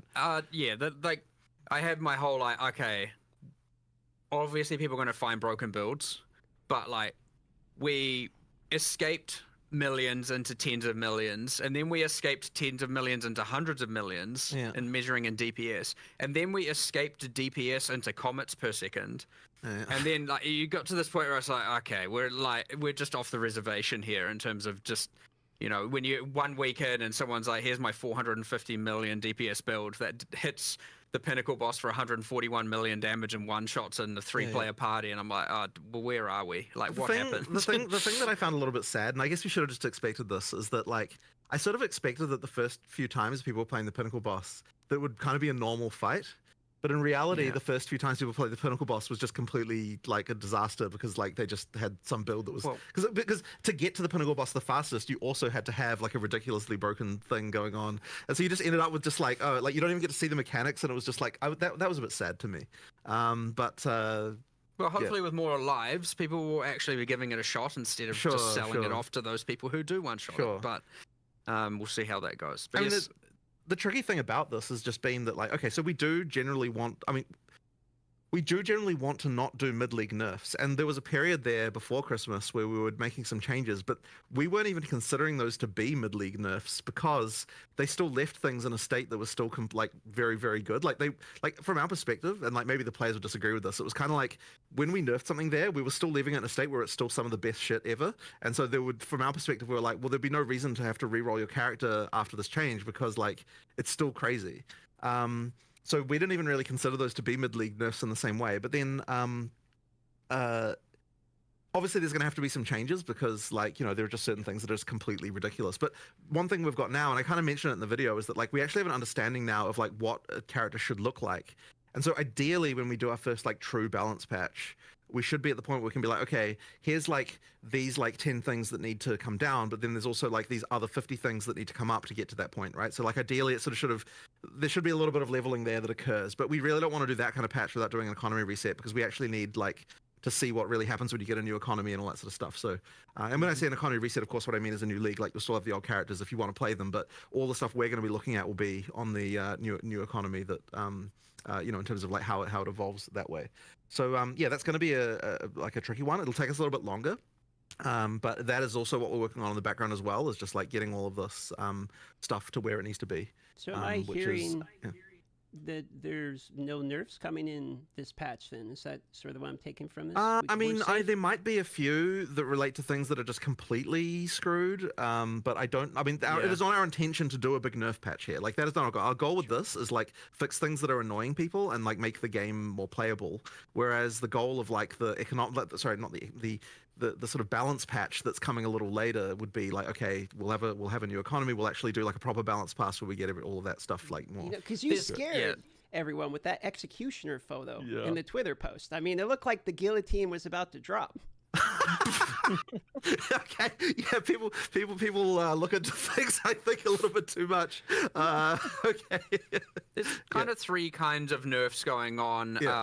Not on this patch. Just hold on.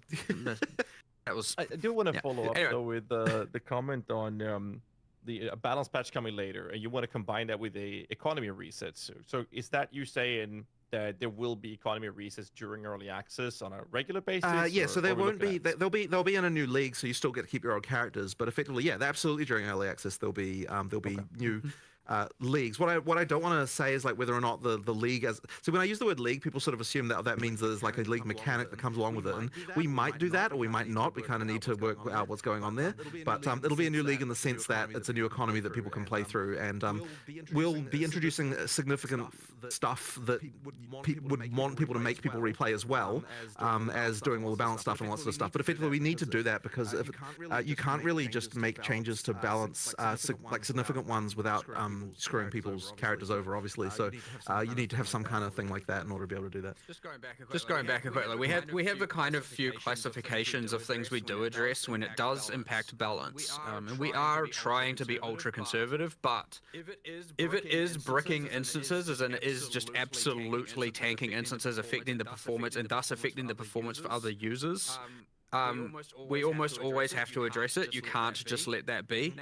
Now we obviously try and reduce the impact on the server, generally because of some sort of infinite loop or anything of the sort like that, or you know, something happening per frame that shouldn't happen, and all of a sudden now, you know, like if you're getting the server frame rate to be like 1 FPS, then that is not alright, right? Like we have to actually sort that. So that is something that we will do a mid-league nerf to address. But ideally in such a way where it still leaves the build perfectly viable. It's just that it's no longer completely destroying what's going on. The other things where it does nerf and has an impact is, of course, when there is simply something clearly not working intended. So, like an example of that, which I won't try and pronounce, but the shield that increases effect of your socketed runes and soul cores, and that was just obviously applying to all of them, not the one socketed in itself. That is obviously a nerf. It was never meant to work that way. I don't think that really surprises anyone when that gets changed. It's very clearly not working as intended. So those two we're generally just going to pull the trigger on almost always. Right. We're still thinking like, okay, especially in the performance case, that's like blatantly, you know, our fault, and there is economy there, and then obviously there are people who are going to lose their character builds because of it. Maybe, hopefully not. We try and obviously bring down the frequency or the infinite loop element or the per frame while also buffing the damage. And then we make a note of it, or like reassess this later when there's a new economy, and we'll come back and reassess that. But, you know, often protecting the instances, protecting the server performance for other users, and obviously fixing bugs are, you know, something we're going to do. And so that can have an impact. But just like at this point, preferably for all the other main nerfs where you're nerfing, just blatantly nerfing someone's build or nerfing a build, we're trying to currently push that towards the, you know, economy / league reset kind of point. Mm-hmm. Yeah.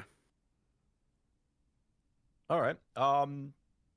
It's a very extensive answer. I appreciate that. That's one of the things that makes this very fun for us to do. We ask a question, then we just lean back and let you guys do your thing. I love it. We are going to circle back to what you mentioned as well earlier, Mark. You said coming back to reassess a decision that's been made. And the topic we're going to open up is the two-step verification, security for accounts with certain things that's happened recently. So the real question that we come down to with everything that's going down is, I guess the first one is, was there a data breach at GGG? All right. And following that up with, are you going to reassess the decision of two-step verification? All right. So this is unfortunately really sucks, and I was really hoping we'd get a post about this before we did this interview, but unfortunately we haven't quite finished assessing yet. So there has been a situation where someone got access to an admin account on our website, and we now understand how that happened. And we also understand, we don't fully understand the scope of everything that occurred here, but we're sort of in the process of like looking at logs and so on.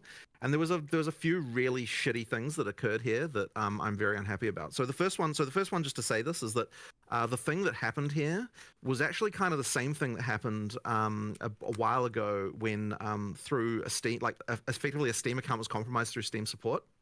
So effectively what happened is one of our administrator accounts had a Steam account associated with it, and this was a Steam account that the person who had it attached didn't really kind of know. I mean, obviously they could have checked, but like they didn't really consider the fact that this was like this old Steam account that they don't even use anymore was attached to their admin account. And so effectively what happened was that got compromised through Steam support. So I don't know like all the details exactly what happens there, but effectively what happens is that like they are able to somehow provide like details that they managed to find on someone, like the last 4 digits of their credit card information or whatever, through that they get through some other kind of means, and then they provide enough information to Steam support where they're able to get Steam to change the credentials on the account, which happened without us noticing, because once again this was an account that this person doesn't log into, so there was no like they didn't realize that this has occurred.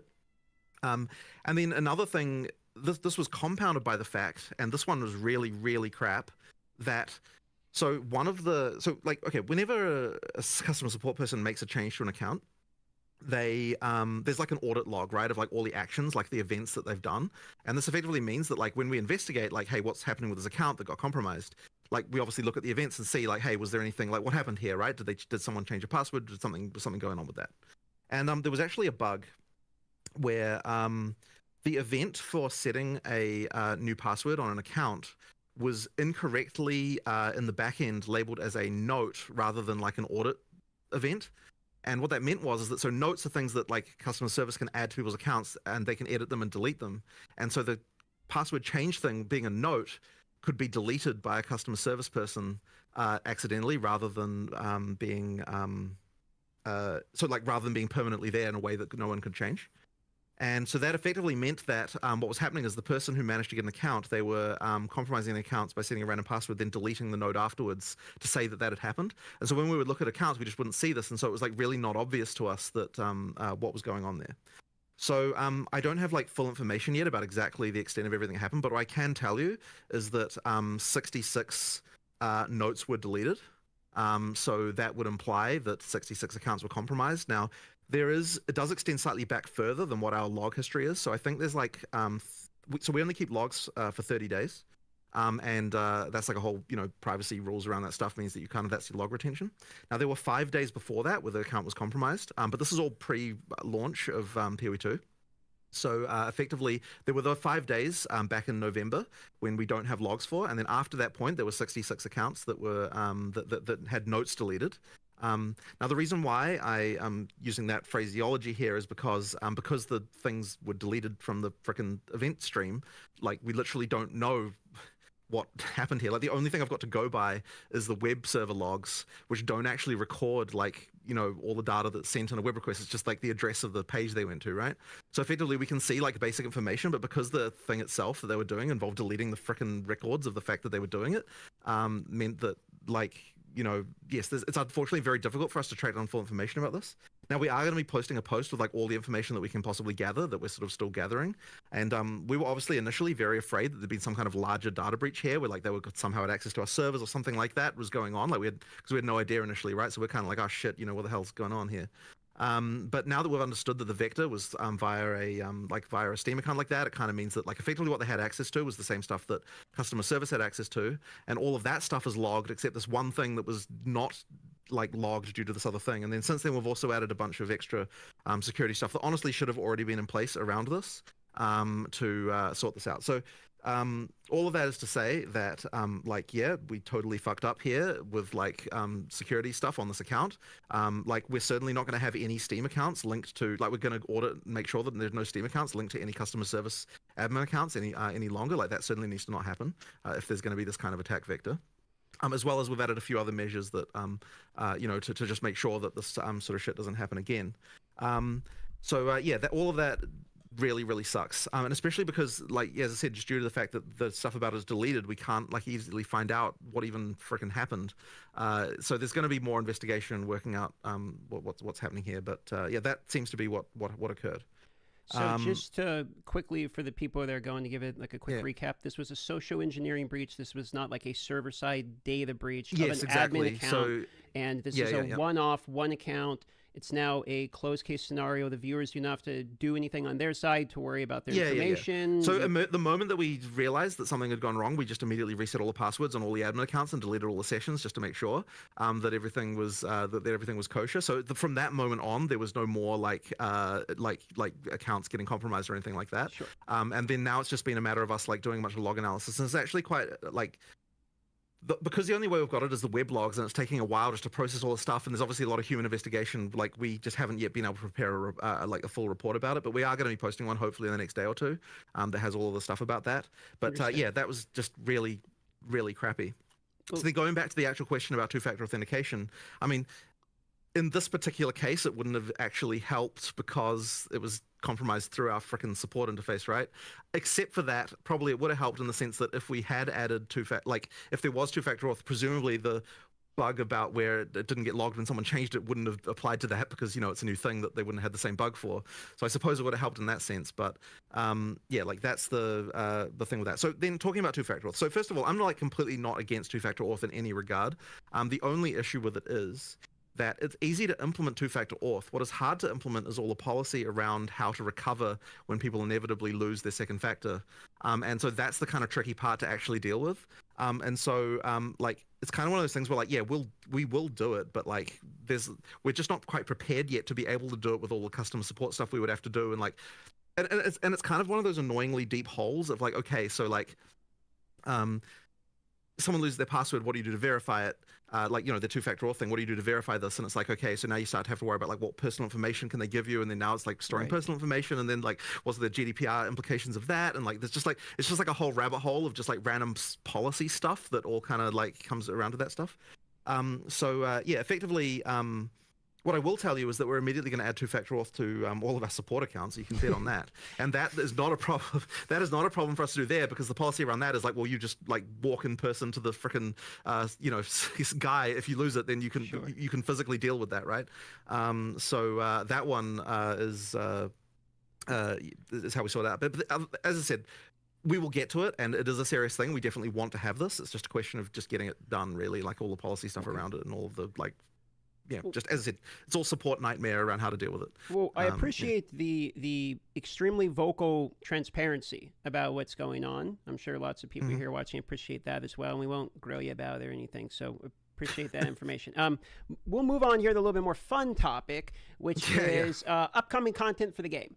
So we've been asked, one of the most common questions we've had here is things like roadmap for cadence of releases. You guys originally stated 6 to 12 months for full release, which begs the question, how many leagues between? There's 6 classes, so if it's 6 months, it's 1 class a month.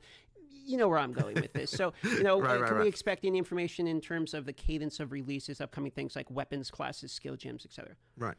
So the cadence we want to hit is sort of something similar to the kind of league cadence that we've done before for POE1. So like that's like, I think that it works. Things work the best when you've kind of got like like releases that are fairly large, that like have a significant amount of stuff in them to actually bring people back and play and so on. So you can kind of expect a similar thing like that. For the actual like what is going to be in each release, obviously I'm not going to talk about that because we'll save that for the live stream and all that sort of stuff. But effectively, yeah, I mean like that's kind of what you can expect. That being said, there's also a thing where like so we want to be able to do the balance patch addressing the balance issues that we've talked about as soon as we can. But in order to do a patch like that, you need to have enough content in it to be able to make sure that people actually come back and play it and like that sort of thing as well. Like you need to be able to make enough changes and like add enough content that it's actually exciting. So we're going to work towards getting a like a POE2 sort of new league with new content in it basically as soon as we possibly can. So we're like I can't exactly say a date or anything, but like we're gonna rush for it, right? Like we're gonna really try and do it because we want to get to that point of stability of the balance that we're sort of happier with as soon as we can as well. So yeah, as I said, not going to say a date, but basically just. Look, we work reasonably fast. We're going to try and get it out as quick as we can. Hopefully we get that relatively soon for you guys. So I'm just going to go ahead and assume that the new acts is going to be involved in this. But I guess a little extra question to that when we talk about Act 4, 5, 6. Is the plans to add like one act, or are you guys? Yeah. So this is honestly one of the freaking hardest questions ever, right? Like this is actually something that we've discussed back and forth so many times, because like, if you're talking about it from a pure storyline perspective and like kind of what makes sense, like, so there would be, okay, so imagine we release one act, right? It's like, how does it fit exactly into having the leveling? Like, do you go like 1, 2, 3, 4 and then like 1, 2 again? Like that'd be kind of weird. Or like 1, 2, 3, 4, 2, 3, or like, do you have Act 4? You can also play Act 1 or Act 4, or like, you know, like it's kind of just weird, right? And like, so like from that perspective, it's like, oh, we should do them all at once, like at some point. But then on the other hand, we're like, okay, if we don't release the acts one at a time, then that kind of means like all the content from that we're sort of busy having to work on, we still have to have good releases, right? And so that means we have to have like more stuff in what we do release if it doesn't contain an act. So there's kind of this like complicated like puzzle around this, and it's like, and what we kind of thought, like, there are issues around this, but effectively we're like, okay, well, we're going to have to make Act 4. We have to be making Act 4 in the background right now anyway, right? So we don't technically have to decide what we're doing about this, like, right now. So, like, that's sort of happening anyway. So I guess that is to say that, like, there's still a lot of argument about this fact. And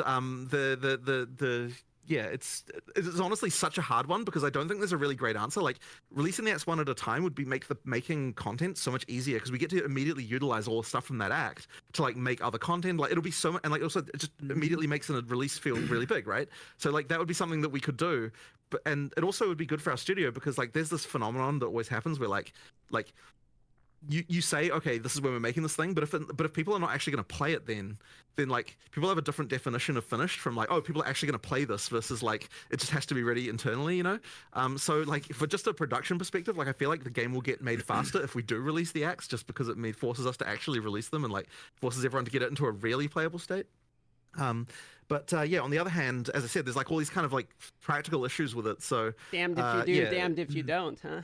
Yeah, I know, it's a bit of a tough one. So yeah, I mean, I guess the answer to that is still to come, and we just need to work out what we feel about this one way or the other. So yeah, I guess you'll see when we do our next announcement what we've kind of come up with. But yeah, as I said, in the meantime, it's not like we don't have to just make Act 4 anyway right now in the background. So that's, yeah, they're continuing to do that, as well as all the people on the more sort of balancey side of things working on balance, which will get shipped much earlier. Yeah. All right. Let's just move on to the next topic to make sure we actually cover these questions. We have a long list. Yeah. Sure. So we're going to talk about a can of worms called State of Magic Find. Now, the perception has been one thing. And I mean, shout out to Slippery Jim for the absolute insanity that he goes through, which is kind of showing that it's fine. So what do you guys think about Magic Find in its current state? This is a very tricky question. Now, what I will say to start with is that like the way the Magic Find formula works in POE2 is literally identical to how it was in POE1 as far as diminishing returns and everything is concerned. The difference is just down to what Rarity is giving you as opposed to what it was giving you in POE1.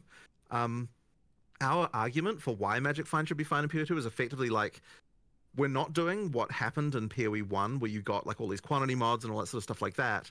Like, it's effectively the Magic Find in POE2 is what POE1 had back when POE1 was first released, right? Where it was kind of like, and it kind of was fine then, so the argument was, well, why shouldn't it not be fine now? I guess there's another, like, compounding with this, there's another contingent of people who would say that, like, anything at all that affects item drops should just not be a thing at all, and which is, like, a position you can take, and I don't know that I necessarily agree with that position, but like, you know, it's another position you can take. So I guess all of that really is to say that like I don't think there's anything about it that's not working as it's intended to work, and ultimately the purpose of something like Magic Find is to kind of give you another axis of build design beyond just like doing the most DPS, which, you know, like that's kind of its ultimate goal. So but I mean that's kind of where it's at really. There's definitely more to look into here though. I don't know if you've got a different opinion. Not really. I was just thinking the main difference between, say, POE1 was you fully saturate into every single item being a unique item. That's the difference. Whereas in POE2, you saturate into higher tier rares. You actually cannot fully saturate into unique items. It is impossible. So yeah, it certainly holds different value. I don't know how, but then again, I suspect a lot of the audience who are finding Magic Find to be a problem would find it a problem in both games, which again, completely fair perspective to take. I don't know. There's a little bit more to look into here for sure.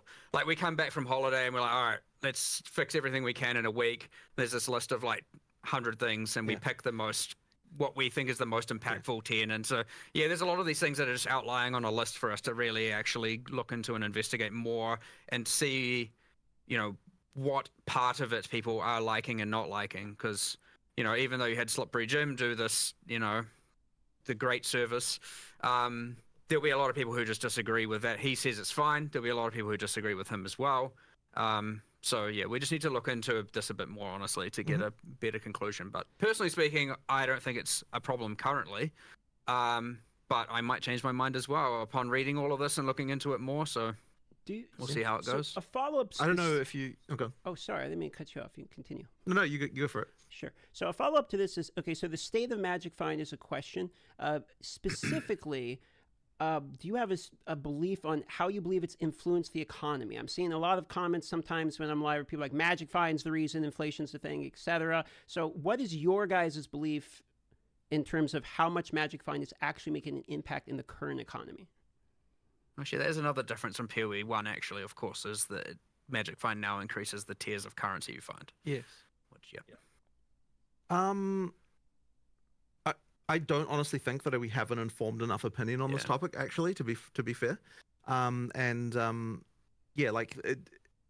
don't think it's been our primary concern, like, this week, because of the fact that, like, there's other things that we think, you know, like, we really wanted to make sure that the actual play experience is prioritized as the main thing. Like, that's the kind of, you know, our focus right now. Which, I mean, obviously this affects it, but it's kind of like something where, like, it's a slightly longer term concern. So it's something we need to definitely investigate more. But yeah, it was really like that map playability and like making sure that, because like, I mean, when people are dying to things that they think are bullshit and stuff like that, that's kind of like something that we were more concerned about. So yeah, that's, I would say we need to definitely do more.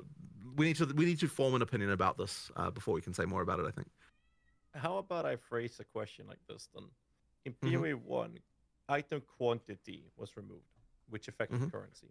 In POE2, you now bake that into I see what you mean. Yep, that's a very good point. What is the reasoning for reintroducing quantity that you made a decision to remove in POE1? I don't think that we looked at that as reintroducing quantity, but you are correct that it does increase the quantity. Well, okay, it's not that it increases the quantity of currency; it increases the type, the tier of the currency you get, which you would look at that as quantity because, like, you don't care about, like, whatever transmutes are dropping. You only care about the higher ones, and so as far as you're concerned, that is quantity. So I would say we just didn't really look at that as quantity, but, you know, you're not wrong about that, right? That is true. Well, yeah, it's certainly going to be a problem if it is perceived as that having enough rarity is the only way to thus have enough currency to, say, roll your maps effectively and also have enough to spend on gear and whatnot. Like, that's certainly a problem, in which case some adjustments probably likely do need to be made. But again, we're just speculating now. We need to look into this a heck of a lot more in order to get an actual informed decision there. That's fair. I do have one last follow-up on it, and it's a discussion we had 4 or 5 years ago with Chris Wilson, and the topic was actually about currency drop as well. And the comment was that the numbers were fine on GGG's side. The numbers looks fine. It is accurate. You are dropping more currency than ever. But the numbers didn't matter when the perception in the community is the direct opposite. So how do you think about tackling that specific conversation when the perception is completely opposite to what's seemingly the reality of things, right? So are you saying that the community perception is that currency doesn't drop enough? It's the perception is that rarity is a mandatory stat. Oh, sure. No, well, absolutely, right? Like, look, if the community feels that way, we should absolutely look into it and do more about it, right? Like, but bear in mind that, yeah, I sort of often say, you know, like, when the community has a problem, this is an invitation for us to understand the problem and then for us to address it in the way we want to address it. And that way isn't necessarily exactly what the community is saying, but it's just effectively like, I do want to keep doing things until the community is no longer unhappy about it. But that may not necessarily look exactly like in the form that they're expecting, if you know what I mean. So yeah, we have to look more into this. That's absolutely the case, right? And we can tell that because of the fact that people are unhappy. So yeah, we will look into more into it. So speaking of unhappy, we're going to get into state of melee / maces is the next portion of the questions here. So let's talk about warrior and maces. What are your guys' feelings currently on the state of maces? How do you want mace skills in particular to function in Path of Exile 2? Obviously, they're very long cast times. Movement of mobs can be very quick. You can get stunned, interrupted.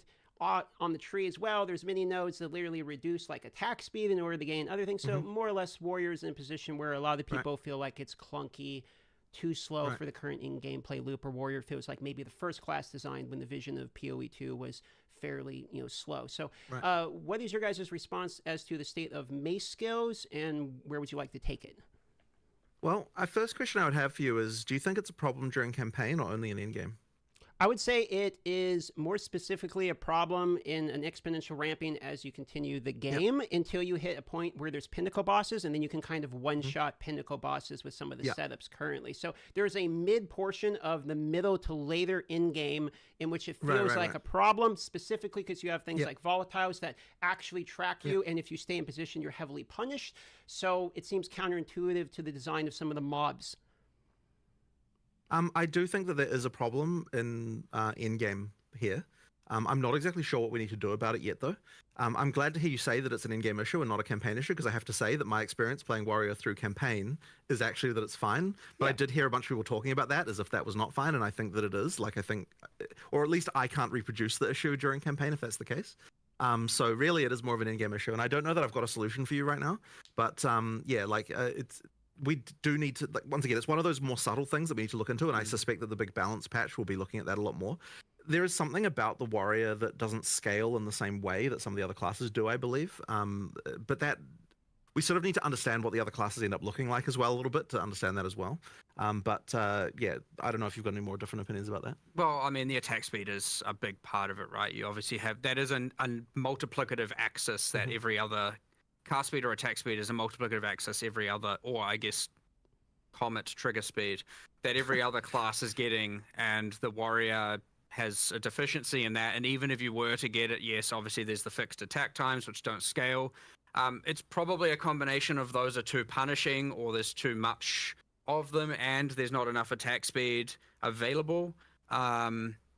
It'll be somewhere in that region for sure where we have to make some adjustments, and it probably won't even be that drastic to get it to feel right. And of course, like, it is easy to compare it to, especially, I know you said more like late mid to mid end game thing, but like when you look at the like top end, it's very easy to compare it to the absolute insanity that is, like, Pillar of the Cage God with Hoa and all of that, which is just ridiculous right now. It's very easy to compare it to that and be like, well, Warrior will never be viable. But there are also a lot of quite good end game warriors that are certainly being played, and I don't want to certainly make it seem like it's completely useless. And I mean people using maces, not just people who are doing it for the ascendancies. Karn's a notable example. He's like level 99 in SSF, but he's having used the Herald of Ice tech, which is very highly speculative to be nerfed, right, in order to make it feel good. So while I would agree there's people that are doing it, I would also argue there are people that are doing it as a masochist in order to be like, I'm a warrior guy, I'm going to do it regardless. There are also others, maybe not that advanced and not that far up in terms of her level. But yeah, sure, understood. Like, it's certainly on the weaker end at the end game, like, without question. That being said, I don't think it would take too much to get it there. But yeah, again, it's part of this massive balance, recalibration we didn't need to do now that we've seen the state of everything. Right. Warrior or mace skills are certainly on the ones where you're going to do a lot more bringing up than you're going to do bringing down. Aside from things like the Hammer of the Gods, just in one shot with bleed and then the boss is dead and you don't do anything, right? You get those anomalies out there where it's like, yeah, they're going to die in one shot no matter what.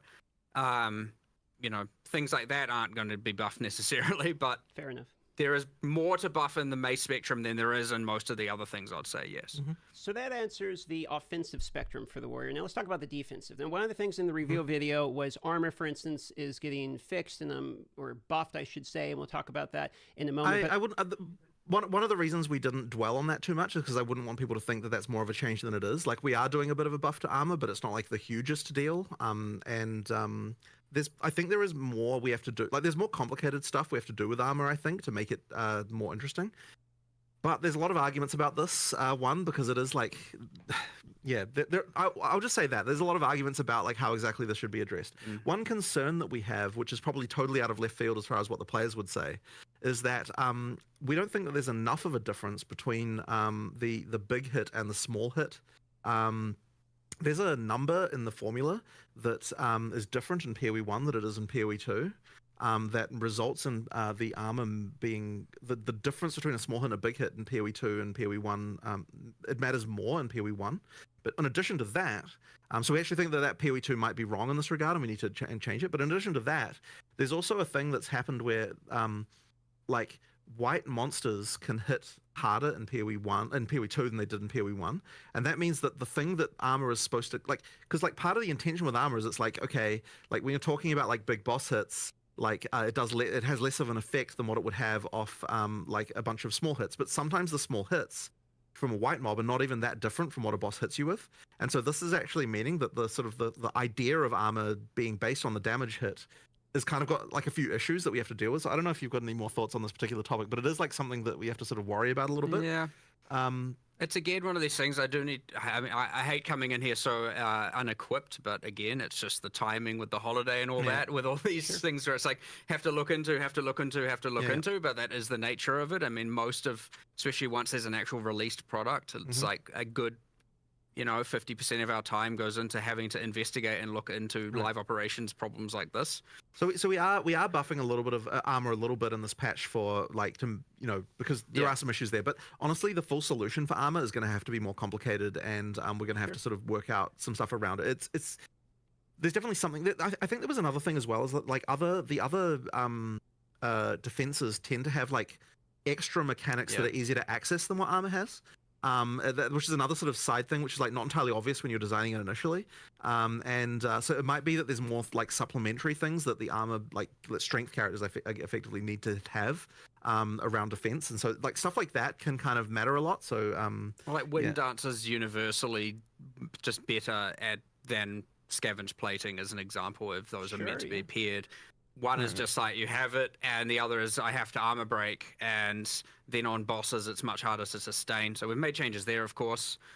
We did buff the armor. I'd say it's obviously hard because of the big hit, small hit, but it's probably in the like 15% more effective kind of region.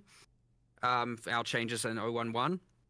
And then a lot of it is also like, okay, if you consider that evasion also applies to damage mitigation from Invoker. You got a lot of things going on with acrobatics, which turns evasion into arguably, I mean, sure, it penalizes your evasion, but like it then kind of gives you almost as much PDR against certain hits as a lot of armor, and then you have a lot of very, very strong defensive, with Grim Feast and Energy Shield, and so like. It's not only armor is weak, it's also that evasion and energy shield have some extreme strongs that are going on. Not to say, these are all going to be nerfed. I'm just saying there's some meeting in the middle that we need to do for sure.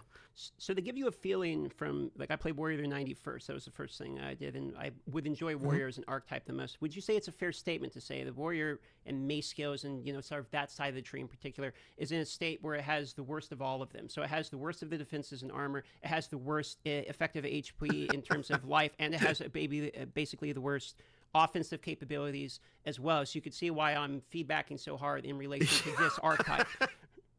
Man, that's a brutal savaging, but I suppose I can't necessarily disagree with any of those assessments. Fair enough. We can move on to the next topic then, unless you have other statements on it.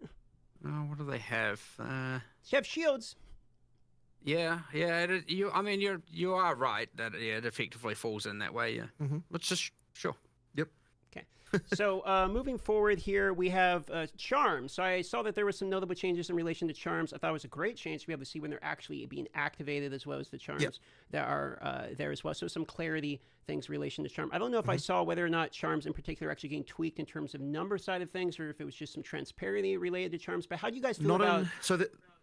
We're not tweaking numbers in this patch. However, there's definitely something not right about charms as far as like the usefulness goes and all that sort of stuff. Like we need to do something. I don't think we've decided what it is yet, but it's clear to us at this point. Like, so charms came in like super late, and I just don't think they're quite like working out as well as I'd hoped. Like they just need something else, but we don't quite know what that will be yet. But we did want to at least like one of the issues they did have is like you couldn't even tell when they helped you.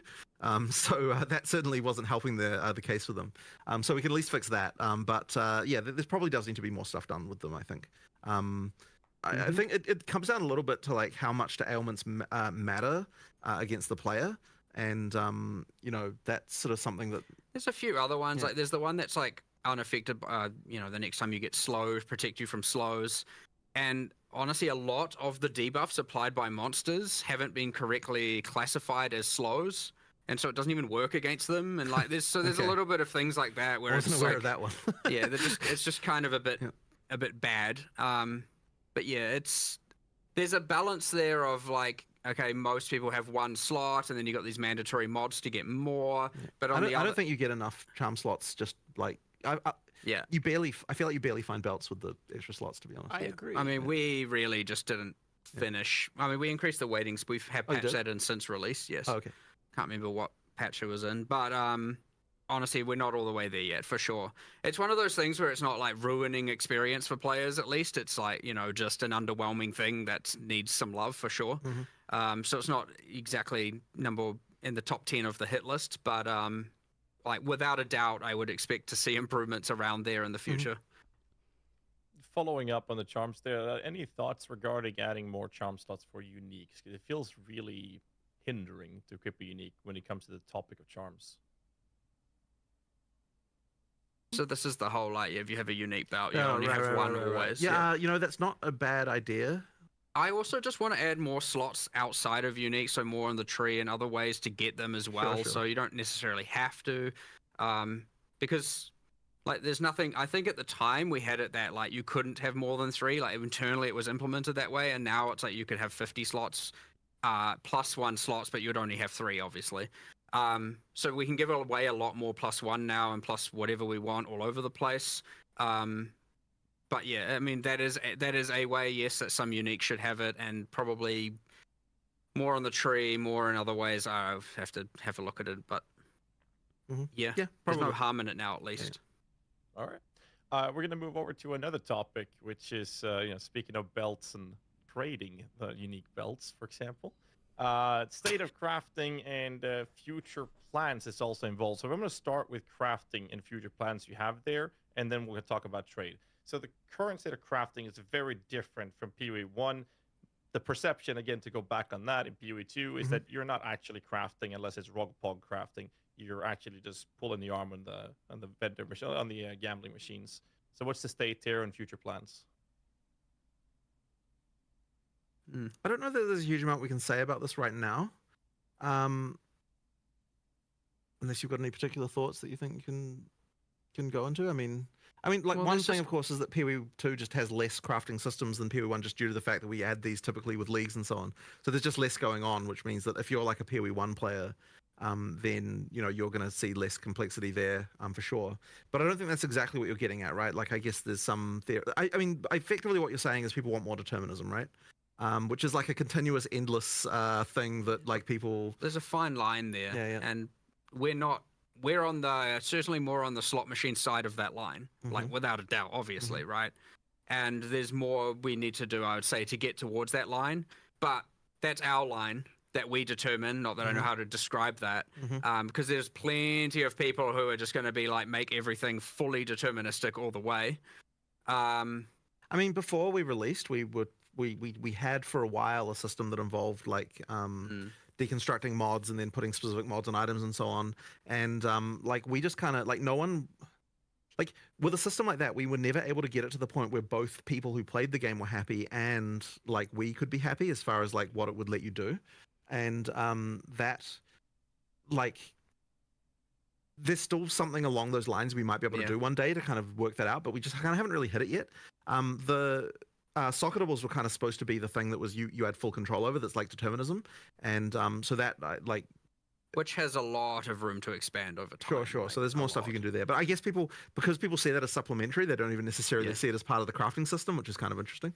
Yeah, like it sort of replaced the crafting system in a way, but then, as I said, people don't really see it as part of it. So, yeah, I don't know. Like, I mean, I guess the thing is we just have to find a way to do more things that make people feel like they have more control without actually sacrificing the like without making it too easy to just get the best shit, which is obviously always the concern, like making sure that there's still enough room for there to be items that are significant, like that are better than other items.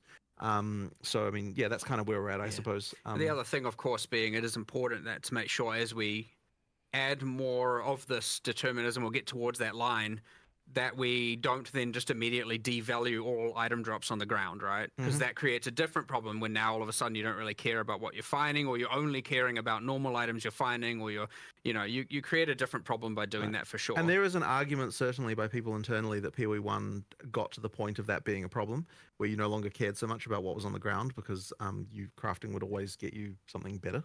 Yeah, like that is a concern for sure. But yeah, I guess that's kind of just our overall, just like nebulous cloud of thoughts on this matter, without really getting into too many specifics, I suppose. Yeah, I mean, I guess I don't know if you've got anything else to say about it. Well, that being said, if yeah. we add more, we're adding something to Expedition, we don't know what it is necessarily, or what it will do to the thing, and then we're adding, what I would say, greater essences are too rare right now. And what else is there in there?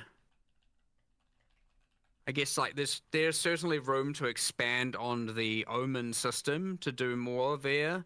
Of course, people would argue then they don't want that to be the core crafting system to be gated behind ritual as opposed to core drop, which is then another consideration to make. And you get this cascading series of questions and stuff we need to answer, of which need to think about it more and look more. But yeah, certainly there is the feedback of like, the crafting is too slot machiney, is something we're listening to and we have seen, and it is, I'd say that is more towards our top 10 list of things to discuss and solve sooner than later. Right. I think that deterministic crafting is always something that's very sought after and popular, but I feel like I might be out of terms here, but my own personal perspective, I'll say that, is not the lack of deterministic crafting per se, it's lack of options to craft with, because the slot machine crafting, we have that in POE1 as well. It's called Exalted, Divining, and whatever we're doing with the items. Harvest. It's not deterministic crafting. Yeah, exactly. Harvest. It's not deterministic crafting that's lacking. It is options to do something with the actual items. Because right now you drop an item, and what you can do is annul it or exalt it, or you can pop some chaos orbs. And the meta crafts, which are behind it, almost that's a different topic, which we're going to tackle in a bit here. We talk about trading, but the crafting has less to do with deterministic approaches, but rather giving us options to work with on an item to make us actually craft it, even if that means RNGing the next slam or something. Right. And if that's the case, then more content will get you that, because that will that will solve itself over time. Right. Because as we just add more stuff during early access, there's just going to be more and more of those kinds of crazy systems. But we'll make sure that like. I say over time, it's not like there's something inevitable about it for sure, but because it is a bigger problem now, we would make sure that we try and ensure that as we're adding more content, it is leaning towards adding more options there and solving these problems that people have, as opposed to just like, I will do something cool and maybe it does and maybe it doesn't. So we'll have a lot more problem solving, designing, content created by more towards solving the problems, as opposed to, when you're at a point where you have so much content, a lot of the time you can be like, what are we going to do? Let's just make something cool and awesome. Whereas here it's going to be like, let's look at problems to solve and create content that comes from that. So there's like kind of two ways of coming up with the content. And certainly this is one that will be a problem that we're looking to try and solve by doing that for sure.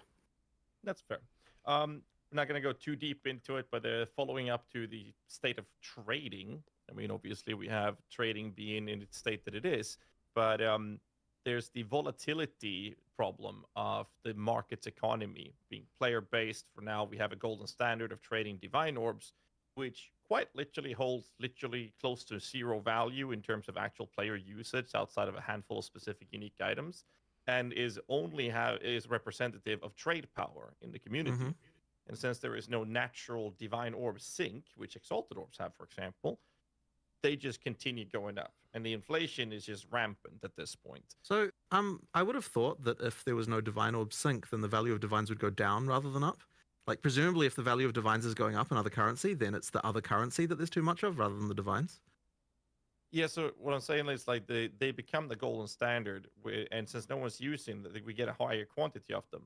And the result of it is that now, since that is the item people are using, or the currency people are pricing their items off, they're now, one rare, one life pair of boots with 10% movement speed now costs 50 divines, if I'm going to use some exaggerated examples. Okay, so you're talking about the price in divines is going up as opposed to the price of a divine is the value of a divine is going the up. Okay, item value, yeah.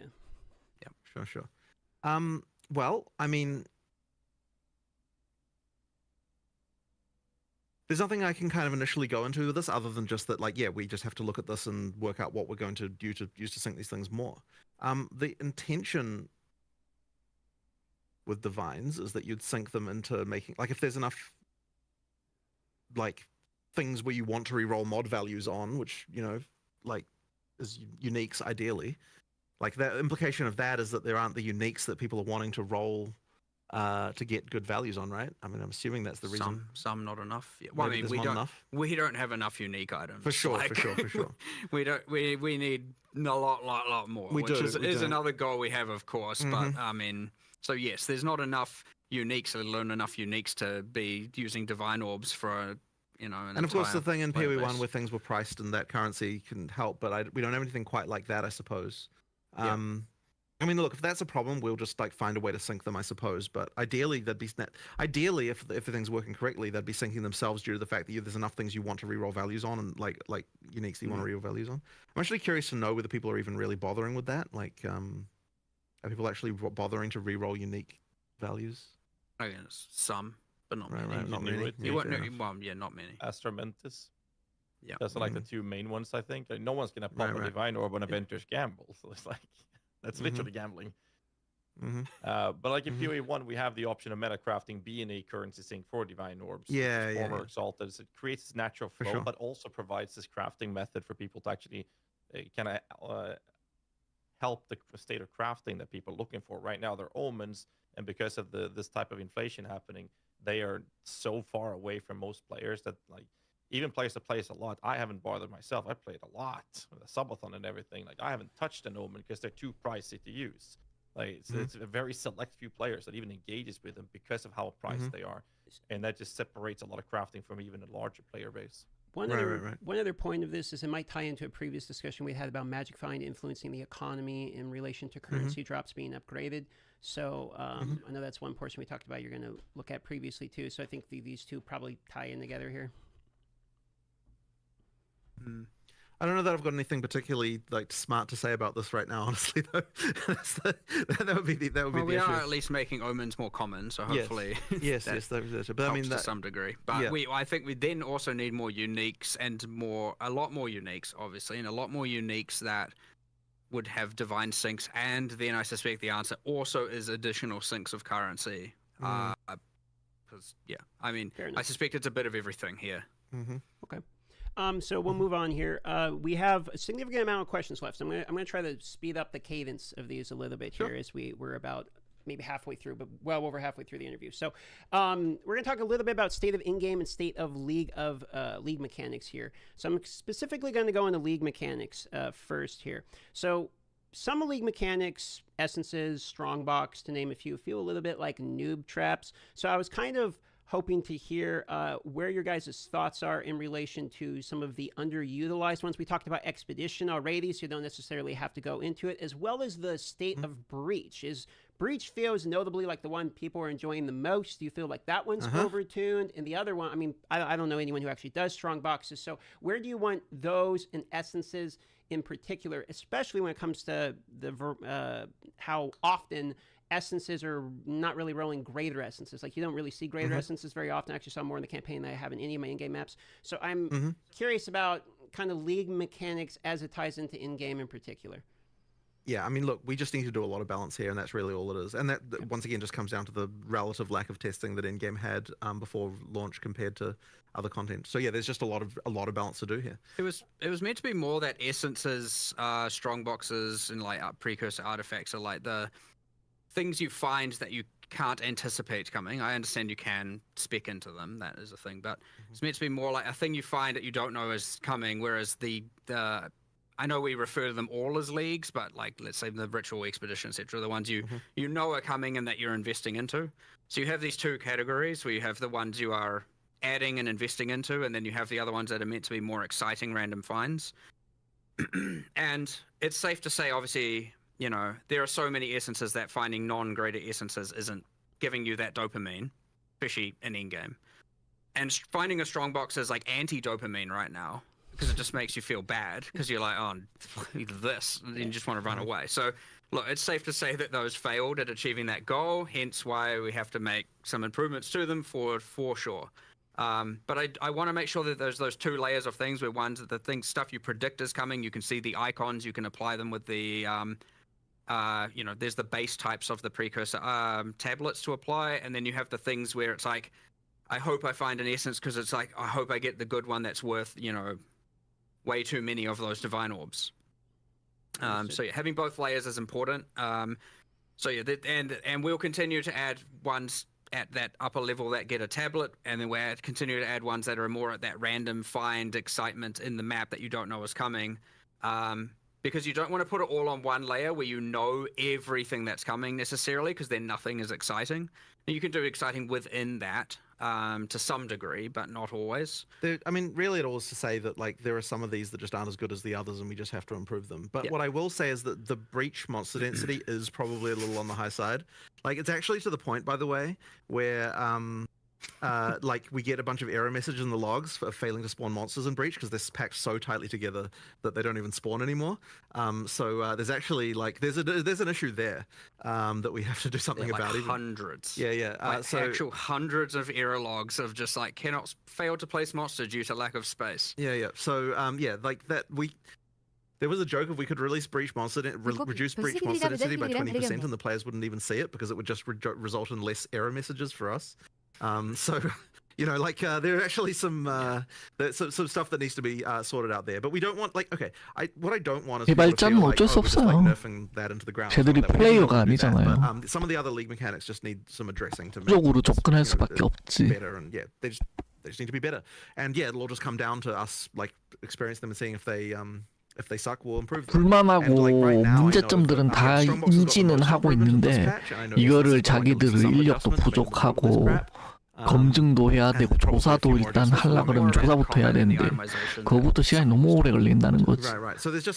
그래서 얘네는 막 쉽게 건드릴 수가 없는 입장인가 봐요. How do you guys feel about the 뭐 그냥 이해는 돼. progression of players entering into mapping, going from map tier 1 to you're doing tier 16s, and then into pinnacle bossing? How do you feel like the pacing in there? They give you one reason I bring it up is in POE1 we have like the quest invite version of boss fights that will happen at different iterations. So you probably know where I'm going with this. So we're not really happy with how that is right now. Like, we're not happy with how the quest. I mean, the quests that effectively we give you are just like do X many of tier Y maps. And honestly, like, we can do a lot better. That's kind of a larger. It's something that I would have loved to be able to just solve instantly, but like it does need some more work. And I think there's a few different areas of this. So one of them is that like just the way the progression feels just isn't as good as POE1 in some way. That's kind of slightly hard to define. Like in terms of just like the feeling of like the progress you're making just isn't quite right. So I think we need to do more. Like, there might be some changes we have to make to how the Atlas works to make that better. Certainly want some bosses between those points. Yeah. Like, it just needs more of a feeling of random ones. I mean, like actual ones. You know, still along a series of objective-driven kind of narrative-involved things where you're getting your. It's still an end game, not pinnacle. Boss at tier 6 and maybe at tier 11, and they're the quest versions, and you're doing those, and then maybe there's Uber versions, and I'm just rambling. There just needs to be more going on with regard to how that progression feels. So that's one element. So the next one is that the tutorialization of the end game is not really there. Like, we need to do more around this so that like it actually sort of eases you into end game a little bit better. As far as like if you're a new player, like we kind of just throw you in the deep. Like, we fixed a lot of things about the introduction to the game through the campaign, but then you get to endgame and it's kind of like we don't really do enough to kind of really ease you in there, I would say. And then I did have a third point, but I can't remember what it was now. There was something about that. Oh yeah, oh that's right. And it sort of ties in a little bit to what I was. This kind of was covered a little bit with what Mark was saying just a second ago. But like the way that you progress through the tiers, like you can go through the tiers too quickly, and then you kind of get left behind with like what rewards you should be getting. And like in order for us to fix that, we kind of need to make each tier more meaningful with regard to what you have to do there and what's going on. So there'll probably just be more there at endgame just to kind of make it feel like more of a progression and more of a more. Yeah, like, and that can include more storyline elements and more things like that. There just needs to be more, basically, just there to make that progression feel better. The game does take a bit of a turn suddenly when you get to endgame of like, it doesn't really feel like it really does feel very different from campaign to endgame. And yeah, as I said, it's just a matter of sort of easing that transition, making that a little bit better and smoothing out that more for sure. I want to hone into 2 points here. Because you talk about it feels like a different game, sort of a different sense of progression, at least. We have to go from campaign into action. This is a question we're going to ask later, but it seems a good time to ask it now. Is that intended, and do you like that as a design principle? Because I've seen people say that they really like the campaign, and me myself, I like the difference, but I've seen people state that they really enjoy the campaign pacing. Then they get to maps and they feel like it starts blasting. It's almost a different game at that point. So I think the audience would love to know how you feel about that difference. You do actually, I mean, you do need to get to the point at some point where you feel incredibly powerful. However, I would say that there is like a bit of a switch flip right now that's kind of not quite right. Like there's definitely something that ain't right going on there. Well, there's two. There is the character power side. I mean, a lot of people are getting to endgame. Excuse me. A lot of people are getting to endgame and they aren't just becoming gods all of a sudden, right? A lot of people are struggling and falling off and can't sustain maps and are dying and it's not like you get to endgame and all of a sudden you're ultra powerful. But a lot of people are getting to endgame and then are just lost as to what to do, right? Like a lot of players really like to be told exactly, here's what you do, here's what you do, here's what you do, here's your next objective, here's the thing to look forward to. And something just like complete 10 tier 1 maps is not a fun objective, right? That's just like, okay, sure, I'll do that. Where we could do that a lot better, right? Go to this place, travel here, do this exact thing, discover this, do a tower, run this breach, all these things. We can have obviously way better objectives and ones that we could still design. And you're getting your passive points for each, and you're like, okay, the next thing it wants me to do is this exact thing, not just, I've completed my 10, now it just wants me to complete tier 2 maps. I see. I'll just keep going. Sure. So there's no like, whereas the campaign's very story is like, go kill this boss, get here, and you got NPCs talking to you and everything. And then all of a sudden it's just, now I'm killing stuff, ticking up this ticker. And, a lot of people probably aren't really getting into, based on the tutorialization, they're not really getting into the towers, the tablets, all of that stuff. And then they're just also possibly finding it a bit too hard and they're dying. And so, yeah, it's not, is friendly to the people who, especially non-POE1 players, it's not as friendly to them as we would want it to be at all. That being said, like, obviously, there is also the capacity at that point to just be like, all right, I'm going to change my build to do this or go do this, and now I'm just, like, obliterating everything everywhere. And you don't have all those, like, story events breaking up your flow of gameplay. It's just, like, map, kill everything, map, kill everything, map, kill everything, which people love. But yes, for those who know how to do that happens too soon.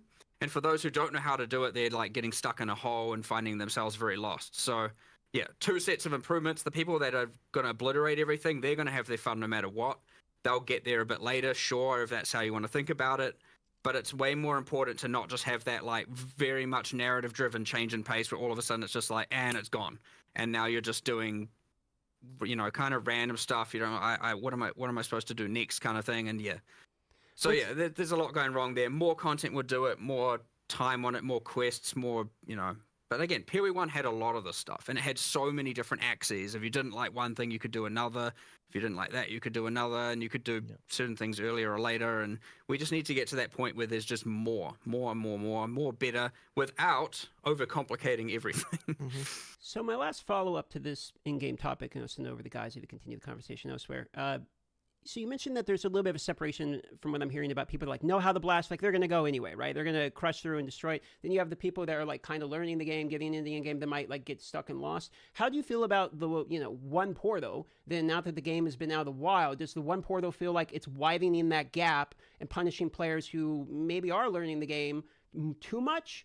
But it's the people who are going to blast regardless. It doesn't matter because they're not going to be dying consistently in maps. So how do you feel about one pour though state of mapping currently, as well as XP loss still being fairly significant, even though in the previous interview was stated that you don't feel like you need to have the XP loss as much, considering you do have that one pour though defense. Right. We're in a state where we currently have both of them.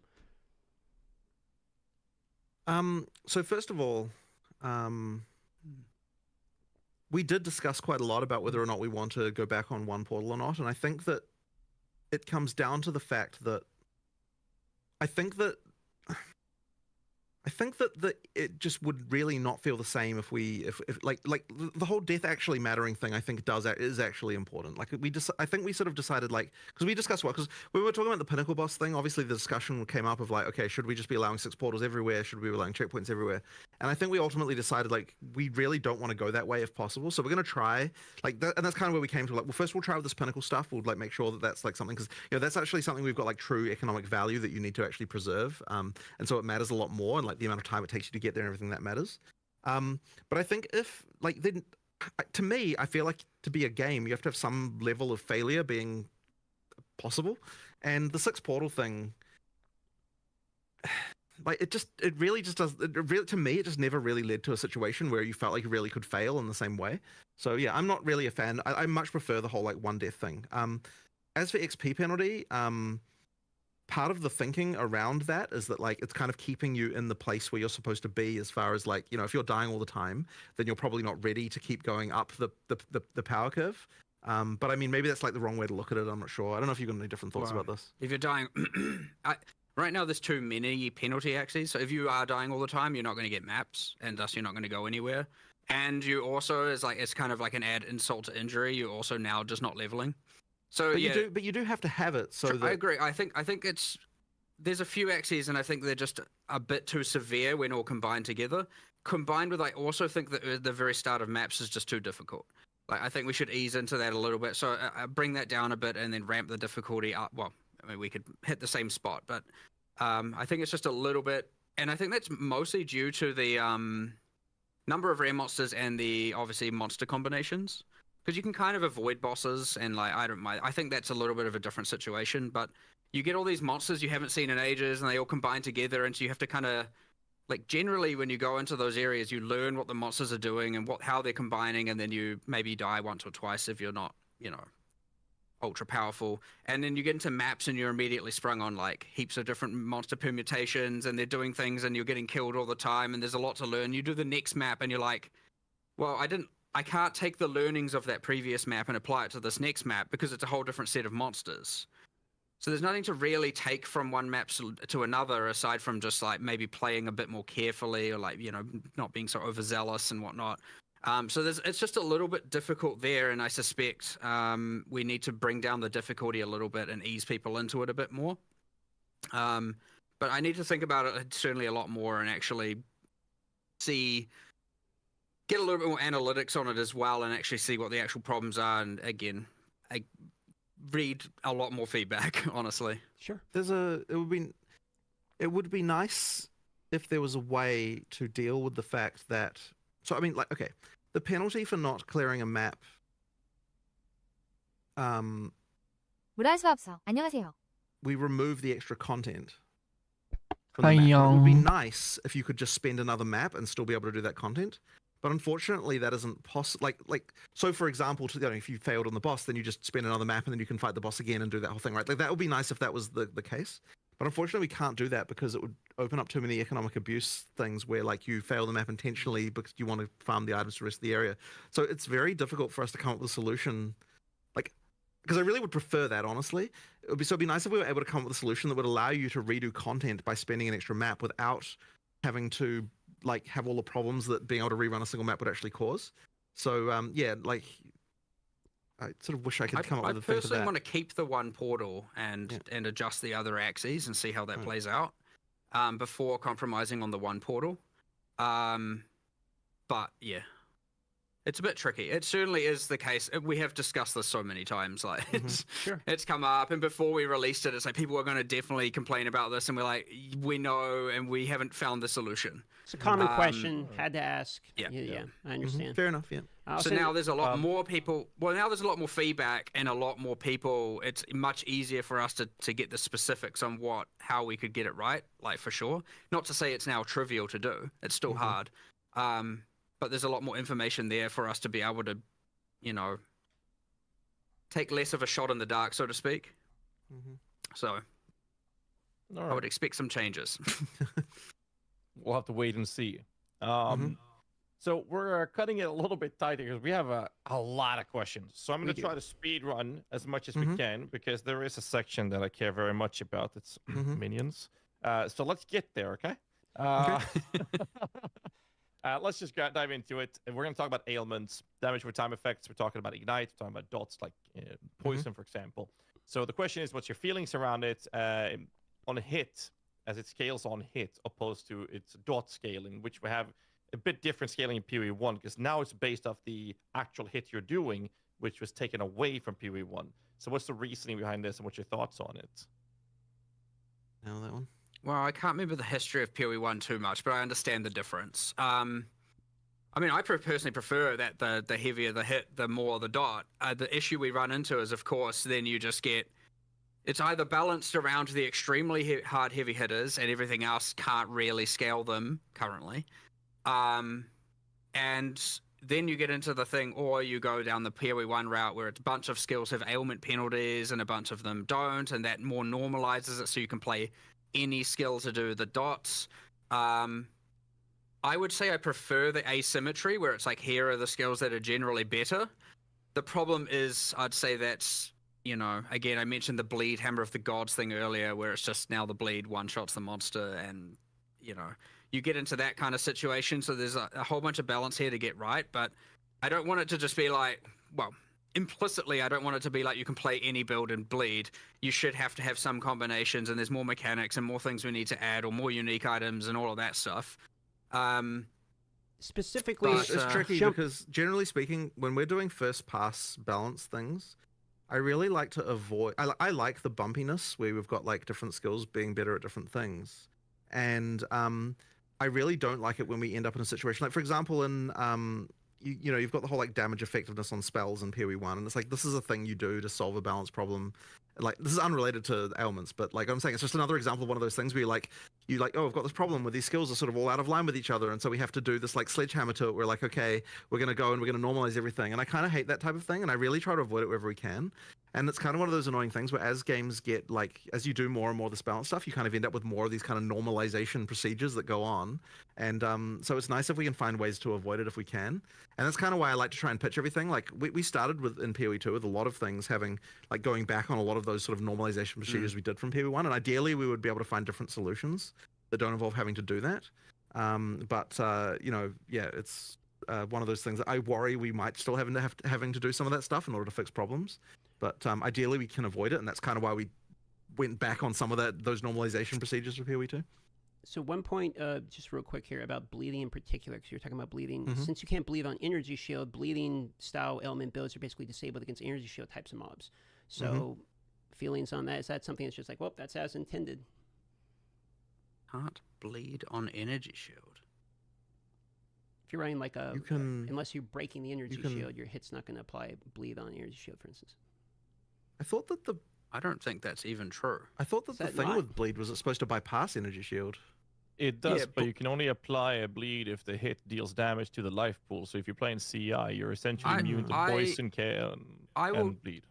I will take your word for that, but if that is how that works, that is not how that is meant to work. Yeah, I only say this because yesterday I heard someone upstairs talking about this and going like, people are just wrong. You can apply bleed to energy shield. Look, and then I was like, okay, but I'll confirm that after this. And look, if that is how that works, that is like bleed was actually supposed to be like an anti-mage mechanic, not a like, like as in like you can bleed someone past their energy shield. So that was kind of the idea there. So and I'm wrong, then Quinn has thrown me under the bus. because I asked that question from him. So. Well, again, we could easily be wrong. Like, it's amazing how... It also could be that it has been changed internally and not yet externally. That is another thing also. And, like, someone may have fixed this 2 weeks ago and we never got it live or something. Who knows? Like, I'll look into it. It's not meant to work that way. Mm-hmm. All right. Moving forward here, we are on elements. And now we are into ascendancy swapping. It's the next topic here. So these are kind of going back to conversations we've had previously in interviews where you guys were debating it and you wanted to see after the launch of the game, where do we stand? Personally, I still like not being able to swap. I know no one will like that hot take. And there are plenty of other developers here, and I remember even pitching it, and I was like, "Is this your hill to die on? Is this what you believe?" But that being said, I still prefer that decision being ultra important, and I prefer that decision being locked in.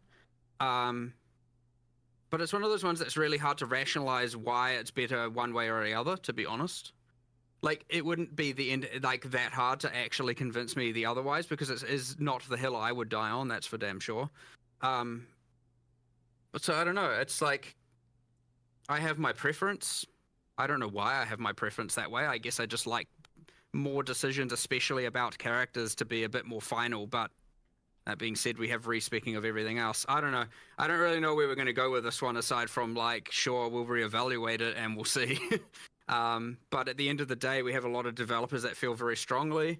And then we feel one way and we discuss it with those people and we kind of see where we land, but like we're not going to ignore, the opinions and preferences of our team, either our design team and whatnot, just to overrule it just because. That being said, I sit on one side of that fence for sure that probably the majority of players do not sit on. I mean, I'm 55% in favor of re-rolling ascendancies personally, so it's very hard for me to argue against it when I would say that I would allow it, but I'm also, once again, like, other people on the team feel more strongly. I mean, what I would be open to is, like, I understand you have to go online to have a look at what those ascendancy classes are, but I would be more open to having in-game things where when you're creating your character, I don't want to not in a way that wouldn't overcomplicate it for new players where they're like, what are all these, what are ascendancy classes? What's going on here? I'm not really in favor of that argument personally, because I don't think that you are equipped at the point of the start of the game to be able to assess what the ascendancy classes are. So it kind of doesn't, I don't really think that really holds water. It's less for new players, I guess. But then again, experienced players already know how to get that information. Exactly. So I don't know the right solution there, honestly, but you can bet it's going to come up in discussions another 55 times this year. So surely we're just at the start of it. Again, we don't want to take too much of your time, so we just keep up with speed running some questions. And the first one here is, given the current TTK, the time to kill, of pinnacle bosses by many of the stronger builds in the game, I guess the question is, what is the goal for build power? Is one-shotting pinnacle bosses an intended power level for builds, or is it the intended design something else? This should definitely not be the case that the first time you fight a pinnacle boss that you one-shot it. Like, that's the kind of thing that maybe you can get to after crazy amounts of, like, extra items being found, but you shouldn't be doing that the first time you play it. So, yeah, it's not right. And that's just, there's some builds that are outrageous. And, we want to actually make it so the boss can use their abilities. That's why we spend a bunch of time making them, after all. Exactly. So, yeah. When you first get there and you're kind of relatively equipped for it, it shouldn't, like, it should still be a 1 to 3 minute fight kind of thing. Yeah. Okay. And I'm not talking about reference. 1 minute of emerging. I'm talking 1 to 3 minutes of actual skill combat. Okay. Oh, that's a good time of reference we can use moving forward, knowing that's the kind of the goal going for the vision.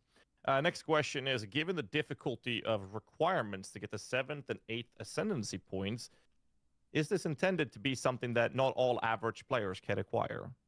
We definitely wanted the final ascendancy points to be something that was like a significant goal. Like, this is an awesome, like it's supposed to be quite a thing when you get the last 2 points. Yeah.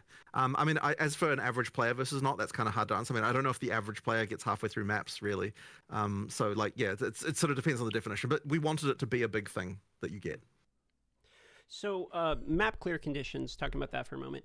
Clearing rare mobs are effectively like the only real map clear condition at the moment. Is that the plans to continue that going forward, or is this sort of one of many conditions and is a placeholder, or how do you guys feel about the map clear condition being strictly rare mob clearance? I suspect as we get to answering the exact same thing we talked about before with the more objective driven and learning and tutorialization, we'll probably expand on that. The ideal world is there'd be a whole, a nice cool set of different things you're doing in each map that isn't just killing all the rares, but actually a surprisingly large amount of work to do those and to do them well. Otherwise, you just end up with this thing where it's like, oh, I like this one, but these other 4 are terrible, and you don't want bad ones of these. And killing the monsters is at least something that you already want to do. So that's kind of part of the reason why we sort of went with that in the end. So there's certainly more work. Sorry, go. No, okay. So the Atlas tree currently is gated basically behind Pinnacle boss progression. Kind of the same type of question as in clear conditions. Is this going to be mandated in the same moving forward, or are you guys looking to add in more iterations of progression on the Atlas tree outside the Pinnacle boss clear? We did discuss changing how the core of the Atlas progression is, but as for the actual Pinnacle, like as for the individual league trees, I think we were still keen to sort of have that be the kind of extra stuff that you really get at the end of that to get thing. The Pinnacle boss's tree, it should be killing the Pinnacle boss. We want to keep that for sure. Sure. And for each of the contents. But yeah, I want to upgrade the core Atlas tree for sure. I think it's quite boring and flat right now.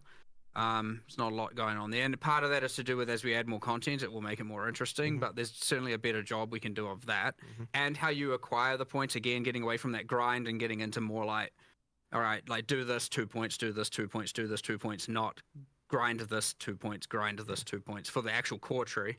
For the sub trees, for the leagues, I actually do like them being behind that. But ideally, each league would then have its own meta system within it to amplify itself in some way, which we don't currently have a lot of. So it's something we'd be looking into in the future when we're upgrading the existing content as opposed to adding new content. All right. I bet all of our chats have been spamming this, so I'm just going to throw it out right away. Map tab when? That should be reasonably soon, shouldn't it? Yeah, it's an as soon as possible thing. We've got people working on it right now. As soon as it's done, you'll have it. Like, it was not a it'll be done soon. We wanted it there for release. Done soon. Let's go to tech questions, optimizations, and bugs, kind of a little category we have, and then I'm going to do some minion questions for you guys as well. Appreciate you guys taking the time. I know we're going a little bit above the time here. First question we have is something you talked about in a previous interview, I believe, with the Cicerin. It was predictive network mode and lockstep. What is the reasoning behind this specific topic, or what's your take on it, seeing how people are performing right now with this? I actually haven't hugely investigated this, to be honest. I don't know if you've got any more information about that. I do not. Yeah. I mean, we just have lockstep right now. Oh, the predictor's just not. We only have lockstep currently. Okay. Well, yeah, we just need to fix that, right? Honestly, the people who would be working on that have not even come back from break yet, so it's just not something that we've got. But yeah, we do need to get that working. I think it was just disabled mostly out of caution, right? Because we just expected lots of shit would be broken. There was a few things. I can't remember exactly what they were. But yeah, we need to get it sorted. There were some things that didn't work in that mode, and we had to re-engineer them. And no time. Yeah, but we'll get to it though. Okay, couple just real quick optimization type of questions here. Terrain obstruction is something that has been helped a little bit in this recent, we saw in the video there, you guys were talking about making it a little bit more clear and transparent. But some things like trees, for instance, covering your screen from the overhead, etc. Do you have any feelings on how terrain obstruction is currently in the game? And is there any plans around making this a little bit it's just a matter of individual work on each individual thing, just like looking at each doodad and being like, what the bounds need to be, that kind of thing. That some trees don't fade out until you're like intersecting with them. Sure. And it's annoying because you get more, and the faster you move, the more you will be obscured. And so there's some timing changes, there's some proximity changes. There's just a matter of individual balance things to be addressed. There's still some areas. Sure. And then as far as optimization is concerned, I mean, we'll just keep working on it, right? I mean, in the background, you've got the engine guys working on things. There is one very annoying crash that is very, very hard to debug that happens on, I believe it only happens on NVIDIA cards. where like after sort of an hour or an hour and a half kind of thing, you'll get a crash to desktop, and it's been very, very difficult to track down, and we're adding more debug stuff. In fact, I think there'll be a patch. If we can't work it out internally, we'll actually probably eventually make a patch where we tell people to like turn on a command line flag that will enable extra debug information, because the thing that will allow us to debug this does reduce frame rates by like 5%. So we might actually ask people to like, hey, turn this on until we find the problem, and then it'll reduce your frame rates a little bit, but it'll help us track it down. And then once we've got that, then we should be able to work it out. Effectively, they're like concurrency bugs within the GPU. But annoyingly, we were also told that the next version, like NVIDIA told us that the next version of the NVIDIA driver does make the crash go away. But then they also said that they didn't know why that was the case. So like, I don't know if we can 100% rely on that either. So yeah, there's something weird going on that's like quite hard to track down going on here. And hopefully we can work it out soon. But yeah, we just need we need more debug information. It's very hard to track down, unfortunately. Got it. And it's kind of annoying how it takes so long to reproduce. Like there's even a thing where like the first hour after we do a restart patch, we don't get any of those crashes because it literally takes more than an hour to reproduce. And then after that, they start coming in. So there's like something weird going on there. But it's the most common crash, and like we're just like really annoyed. It's just very annoying to deal with. Thanks for the answer, because that was a very common question. People were talking about crashes and wanted to ask you about it. So good answer there. Yeah. At this portion, all we have left is some minion questions from Ghazi, just a couple of them, and then we're into the rapid fire portion, and then we're pretty much done. So try to get you out of here in 10, 15 minutes. Go on, Ghazi. Sure. Let's just dive into the nitty gritty. Let's talk about Hodor, minion body blocking in doorways. Let me just add the word "come on." So, Solutions, I please. mean, yeah, like this is something that we need to work out a better solution for. Like what I can say is that, okay, so people will immediately say, oh, just make it so that minions can just walk through each other. And it's like, we've done that and it sucked. And it doesn't just suck because of that it looks bad or something. Like it sucks to actually, like, it actually just makes the minions play worse. So we need to find another solution that's like smarter somehow that like fixes that issue. One thing we are planning on doing, just as an initial test that we've got, I believe someone's doing at the moment, is at least making it so that when minions die due to distance, that they respawn immediately near your character rather than it waiting till the next refresh. So like that'll at least maybe help a bit, but I don't know if it's like the full solution by any means. But there's something we have to do around this, but I honestly don't know quite what it is yet. And as I said, like all of the obvious solutions, as you might say, we have tried and they weren't great. So it really is going to take something a little bit more complicated to do to like work out what we're doing here. But yes, I appreciate the issue for sure. Like I'm not saying that we're not going to do something about it because we have to. I'm just saying that like it's not clear yet what that is. And at the very least, in the meantime, we can do the respawn instantly upon timing on the distancing out.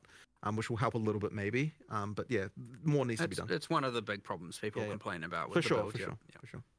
For them rubber banding to you, resurrecting is much better than them dying, because that is part of my other question I had here. Yeah. However, in POE1, there's a feature added as a modifier on well-telegraphed boss abilities that you're supposed to, as a player, dodge, where your minions can't because you can't control them, so they do less damage to them. POE2 doesn't seem to have this based on the data mine I've been checking, which seems to be that they're just expected to literally just die, and then you have to sit there and wait for them to resurrect. What's the reasoning for not giving us convocation, which would also assist in the whole minion body blocking doorways and tight corridors? Are there not minion things in the AI? I thought we did do some of that. Not that I've seen. This I can't remember exactly an AI. So no, I mean the damage. From a damage perspective, not hugely. No. We were tinkering around with this whole expectation of like how often, if you have like no investment and all this, how often are your minions supposed to be permanent minions, supposed to be dead versus alive, and then what are the things you can do to keep them alive? Because it was meant to be more in order to have your minions, otherwise they're never dead, right? They're permanently alive, and then the DPS is you just running around doing whatever you're doing. And so that is really the issue, just to be clear, is that if we make it so that boss abilities aren't killing your minions, then that means that that would effectively mean your minions would just never die. And so then what's the... It was meant to be more of active, what are you doing to keep them alive actively? And we haven't got that right. Like, for sure, we haven't got that right.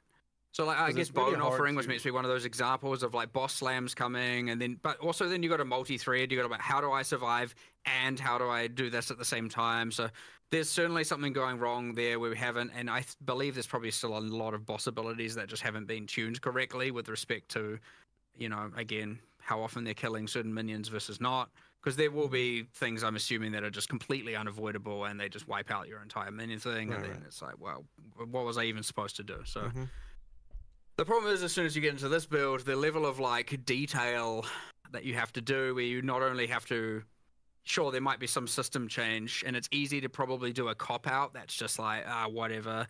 It's actually the right answer is to go through every single boss and test them and go through monsters and go through mods, and like it's a huge amount of detail and it takes quite a long time. We have people like kind of actively providing that more specific feedback, and we are iterating on it. But there's still certainly a handful of things we need to do. Otherwise, I'd say the blocking the doorways is a more catastrophic problem for sure, like where they just like can't get through, and they're like running off screen and them dying. So like we're focusing more on that stuff first, and then we'll probably get back to the boss specific balance with respect to how often certain skills are just wiping out all your minions and all of that. Yeah, I mean, I understand the idea that the bosses are supposed to kill them. The problem is when a boss leaves a damage over time effect on them, they kill a bunch of them, your timer starts ticking, and then the dot kills the next one, it resets, and then it kills the next one, it resets. You just have to wait for all of them to die, and now you're sitting there doing nothing. You feel like you're in a wheelchair, not able to run around. But an instant used convocation could be a solution to that, which would help with the whole body blocking. A lot of people have been spamming me about make them give us convocation, and I'm in that category as well. But moving on to the other question, to not waste too much time, and that is a very interesting question. What is the reasoning behind making the minions' movement speed a direct replicator copy of what you have as a player, including when you get a minion movement speed debuff reduction on yourself? So me and Mark were actually quite surprised to learn that when you get a debuff on your character, that it causes your minions to slow down. Yeah, it's not intended. That was not intentional, and so we'll just fix it. We'll just change that. Yeah, we'll just fix it. That was not a thing we even realized was the case. Okay. Yeah. Next one is tooltip is a bit wonky with the minions, with it being incorrect in cases, especially accuracy actually being very wildly off, where it says you have a 100% chance to hit and it's not hitting, and then the tooltip is missing altogether on things like rating spirits. And sometimes when you change a gem on an unrelated ability, suddenly your tooltip on your damaged minions is also changing randomly. Is this something that you've sounds tracked, like a bug to me? Yeah, we'll fix that as soon as. I just need to look into what's going on. Our developer responsible, well, they might be back today, but our developer responsible for that has still been on holiday. So as soon as they're back, they'll get onto fixing them. Yeah. There was quite a lot of rushed, like description stuff happening right at the end of development there. So I'm sure there's even more stuff that's wrong than that, just like with that stuff. I'm surprised that tooltip stuff is as good as it is, given, like, I remember 2 weeks before release, I was like, this is a dead feature. Like, it may as well not exist. And then all of a sudden it was at least something that I was like, okay, that's a pretty good effort on what they did. So there's just more to do, though, of course. I got plenty more minion questions, but I'm just gonna go with the one that's been spammed the most, and that's Spectres when. So soon, fairly soon. It took more work than we expected actually. Like there was just a lot of there was a lot of specific shit we have to do, but it's not too far away. Well, the designers have to go through, all the monster designers have to go through and make spectrable versions of every monster, which in POE1 was a lot easier, and in POE2 there is so much more manual designer-based scripting on like a monster-to-monster basis that we have to like take out all of that random stuff to do with dialogue, and like, because you don't want to all of a sudden like have a spectre come out and then you're like, it dies and your character says some random thing, and because all of a sudden now your character's just spamming random dialogue all the time, and like. But there was even stuff that's kind of stupid where it's like, oh, the idle animation of this monster is loud, and so if you've got it as a spectre, then like it makes it too annoying, and like just there's all sorts of random stuff that happens when you turn things into a spectre that's kind of not obvious. Effectively, every single monster has to be. Yes, that is still, well, we don't want to repeat those same problems, right? So ideally, the audio team actually gets time to do proper spectre mastering, so to speak, on all their audio for all the monsters. But no, I believe the designers are almost done with their part, which means it's then just audio and then a whole metric, which has been happening in parallel, but a whole metric ton of balance testing to make sure that we're not just, I mean, which is a lot, by the way. There's a lot of stuff that can go wrong with these things. Well, balancing the spirit cost of each of these is going to be an interesting. Testing it with every array of support gems. And monsters can be set up kind of jank where you're like, that's like a projectile, but like it's using some other skill that's kind of actually like triggering projectiles, and so if you actually put multiple projectiles on it, it might not affect it in the way you think. And like from a damage perception of like, I take less damage from projectiles, that's fine. From an avoidance perspective, it's fine. But then there'll be some weird thing where, because with like player skills, we actually code every single skill, like exactly here's how it's meant to work. It's like quite intricate. With monsters, we're cowboys. We just go ballistic and just set them up to make sure that they're good. And then all of a sudden you're like, oh right, we had to make a spectre of this. Okay, well, and then you have to hack a bunch of stuff together. But it's also what allows us to be able to make a ludicrous amount of monsters all the time. But yes, now you have to make specters of all of them, which is almost done. We've almost caught up to where we were, so I'd say soon, whatever soon means. Not too far. All right, so we are in the last portion. 5 minutes, some rapid fires. We'll fit whatever we can in within this 5 minutes, and we're done at this point. Thanks for going 10 minutes over at this point. So that's all right. I'm just going to pick random ones here. Search feature on an atlas, so you can search like. Yep, we definitely should have that. This was something we even said before we even released, but we just never got time to do. But yeah, we'll do that at some point. Got it. On the list. Tornado Bird in the game for Ultimatum is the hardest boss in the entire game, in my opinion, personally. I believe that's resolved, and 011 does have changes to that one. Okay, I believe he's ridiculous. I saw it on the list. I saw it on the patch notes. All right. Yeah, I just can't remember what skills. Yeah, sure. It was the tornado. Like it was more avoidable or something. There was some stuff. It is in the specific boss balance that got addressed in this. We'll see after the patch, and then we'll make more changes if needed. Yeah. OP. Yeah. Okay, so auction house. We're getting spammed about this all the time. You've answered many questions. How are your guys' feelings about an auction house or in-game purchasing or buyout on the website or anything related to that? I mean, I've talked about what we could do before. I don't have anything to announce right now. Sure. Yeah, we'll discuss this more. I'm sure this will come up again. Sure. Yeah. Accessibility question. Red-green color blindness is the most common in the world. It's my understanding. Yeah. Obviously, red on green is a very common thing within Path of Exile 2, specifically in Ultimatum, which is a mandated ascendancy trial. So, for any plans around accessibility features for this? Well, effectively, that's usually what we do for the stuff. Is rather than having a mode for it, we tend to just make sure that each thing, like we test it on people who are actually colorblind. So I just need to get probably Reese to just test all the stuff specifically, because I know he's red-green colorblind, and just make sure that they're actually distinguishable.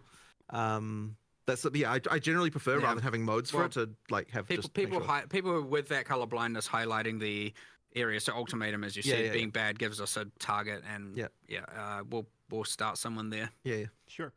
Speaking of visibility, rare and blue mobs. Can't really tell they're rare and blue mobs, or magic mobs, I should say. There's no highlight on them like in POE1. You know how there's like a little highlight around them? So you can't. So the intention is that you can tell when a monster is based on the effect of the actual thing itself. There might be some cases where we're just not being successful in that regard, and so we just need to improve it. We're going to do more there, and we are going to try some things that give them magic and rare identifiers that aren't. The glows just really took you out of when you're in a dark dungeon and you're exploring it, and honestly, what the heck is this glowing beacon of light over here? I just wish Fresnel glow was just banned in games generally. It's just everyone just relies on it. We need to make this more visible. Add a Fresnel glow to it. It's just this freaking it's a cancer in games generally. Sorry, this is just a random side rant from me, but I just hate the fact that everyone lazily goes to Fresnel glow and freaking everything. Fair enough. Last question related to visuals. So visual effects in co-op can be very difficult. You got people spamming lots of shit around. Any opinions on toggling other people's visual effects, etc.? I don't want to add an option like that, but there is probably more we can do automatically for that kind of stuff. There'll be some engine-based things we can do. Yeah, there will be. There's probably more we can do, and just but in my opinion, it should be automatic, and you shouldn't even really be thinking about it. It should just happen. I'm not a fan of just turn off all the effects. I'm just, it's kind of lame to me. Fair enough. Disenchanting flasks for quality. They're one of the things you can't salvage in the game currently in order to get the quality baubles back that you'll be able to do on flasks. Right. Is this intended? Is there really any reason why we shouldn't do that? I know you were it's because it doesn't thematically fit with a hammer on a bench. Just smash the glass. I mean, I think that's why it is, but like, I have nothing against adding it. Yeah. We can probably change that, right? Like I think it was more like, let's do something interesting for Flask salvaging and crafting later and save that, but we can add it for now. We should just add it. I have no problem with adding it. Yeah. Okay. So we should probably nerf the drop rate of Flask slightly. High levels. That's just a random note that I was thinking about yesterday as I was picking up tons of Flasks. Random side note. But sure. We've almost got all of them. Checkpoints and maps in order to backtrack in maps. How do you feel about that? So not for resurrecting purposes, just for fast travel purposes. It's not a terrible idea. I'd have to think a little bit about how we would position those. I'm not against it necessarily. I guess the feeling is that there's not so many like objectives in maps in the same way. When you do those linear maps and you missed a rare monster, you want to go play something else for a while. You're right. But, so we should probably do something about this, but I don't have an exact understanding of what we'd need to do perfectly. Sure. Yeah. On the table, however. Okay. Being able to see gems without cutting. Currently, like you got to cut the gem to look at the list of skills. I mean, I don't really have anything against it, but where the hell does the option go? I'll think about that. I'm not really against that. Yeah. Maybe on the G button, top, click at all skills. Yeah, maybe. Yeah, maybe. Right. Maybe. Gambler in the hideout. We have all the other vendors, but we don't have like a gambler in the hideout. For instance, like Alba normally does this. For that, what was there was something very broken at the end and we quickly turned it off, but I think we just need to fix one thing and then turn it back on. There was something very bad exploitation tier, and so we were just like disable. It's like 10 minutes until deployment kind of thing. 4 left, and we got through all of them. Okay, so Venom Quest is currently the only one that you can't reselect the reward. So, for instance, you can reselect like the Titan Dome with the Life Flask or the Charm Duration. You can't select from like Chaos to Attributes or whatever. Any opinions on keeping that permanent, or can we reselect? I want to add a way to change that, which I know people might be like, well, hold on, then why don't you want to allow a way to change ascendancies? And the answer is I don't know. That's just how I feel. But we'll allow you to change it. I might feel differently later. But yes, I do want to add a way to change that for sure. Okay. Movement speed on boots. Any feelings about having them be implicit, or I mean, basically movement speed mandatory on boots, or else you're really slowed down. So, how you guys feel about moving movement speed to implicits, or do you have any feelings on movement speed on boots? I mean, I don't think it's necessarily a problem to have a mod that's really, really valuable on an item that you definitely want to go for. Like, boots is certainly the case where that's like the most extreme, but I don't necessarily think it's a problem as such. So, you know, like, I personally don't have a problem with it, but I don't know if you feel differently. I like it. Yeah. I like having it that like, I think it's good. Yeah, I mean, if you added move speed implicitly to boots, would you then be like, okay, well, like IPD on weapons, like you start to get into funny territory in some sense, right? We're like, you know, so anyway, that's kind of our feeling on it. Last two, UI customization options. Is that potential? I mean, you'd have to be more specific. I think people just want to be in general, no, like. Yeah. If you're looking at like, you know, like we're not going to be World of Warcraft like like UI mod type there, but like if there's something specific, then you're like, I wish we could do this. Then maybe we would think about it. It's just a question of more of a generic question I was getting. Okay, last one, boys. State of co-op and body blocking. Body blocking, you're you know with co-op here. I think there's something not right about it. There's something not right about it. I agree, but I do think you do need it. To make things feel more physical, but there is something not right about it. But there shouldn't be, considering that players are actually because you know what it is? It's because we changed really, really close to the end of development the size of the player instead of changing the size of all the monsters. And I think that probably results in like a situation. But there's something not right about it. But I don't want to just completely remove it. We might end up with a solution where like the size of a player to other players is different than what the size is to other monsters or something like that in order to kind of like ease it. I suspect we'll do something along those lines. I'll that is it. It wasn't really on my radar, I have to admit, but we should do something about this. Yes. And you'll forgive me for asking one last question that I'm curious about myself. In terms of microtransactions coming from POE1 to POE2, do we have any cadence or quantity or any information we can give them when we're going to be seeing more of our previous purchases? Well, the main thing is that by the time we go out of early access, we have to have all of them. As for the like rate at which they come through, I mean, look, we'll try and get as many as we can done in the near future. I honestly like. So the rigging team are like busy doing that, and I haven't paid enough attention to them. I need to go catch up with them and ask them, hey, how's that job going that I see you going on? It's probably, it turned into more work than we initially anticipated for sure. There's like a whole bunch of effects that don't translate one to one. So there's a lot of departments that have to do a lot of work. They are tuning through it. That being said, like, you know, it was certainly more complicated before when we were in that last like several month or 3-4 month like kind of lead up to release, and it was kind of like, okay, we need to have all hands on deck getting certain game content done, and yeah, we generally prioritize gameplay over microtransactions when, especially in those kind of moments. And so now it's going to ease up a bit, and we can allocate some a bit more resources there to get more of them ported across. But yeah, it did end up being a little bit more work than we actually anticipated. It's not just like a copy paste job and it's done. Some things have to be like kind of re-authored to actually work in one over the other. Mostly due to like lighting, I suppose, really is what is the big difference. Yeah. So I don't have an immediate cadence for you, but yeah, we should start getting them coming out, like rolling out relatively soon. All right, and I think that pretty much wraps it.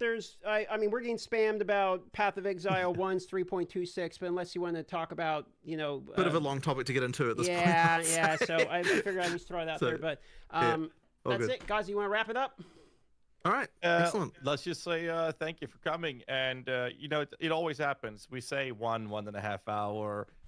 It always goes above it. We very much appreciate you guys' time. And sorry for going so long. But pleasure having you guys on.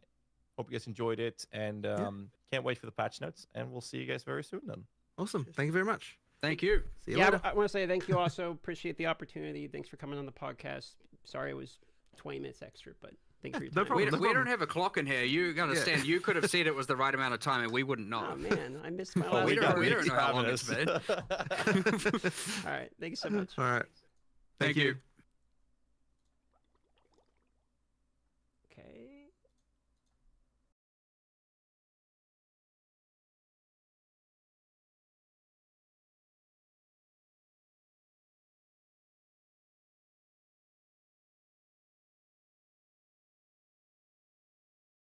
끝났네요.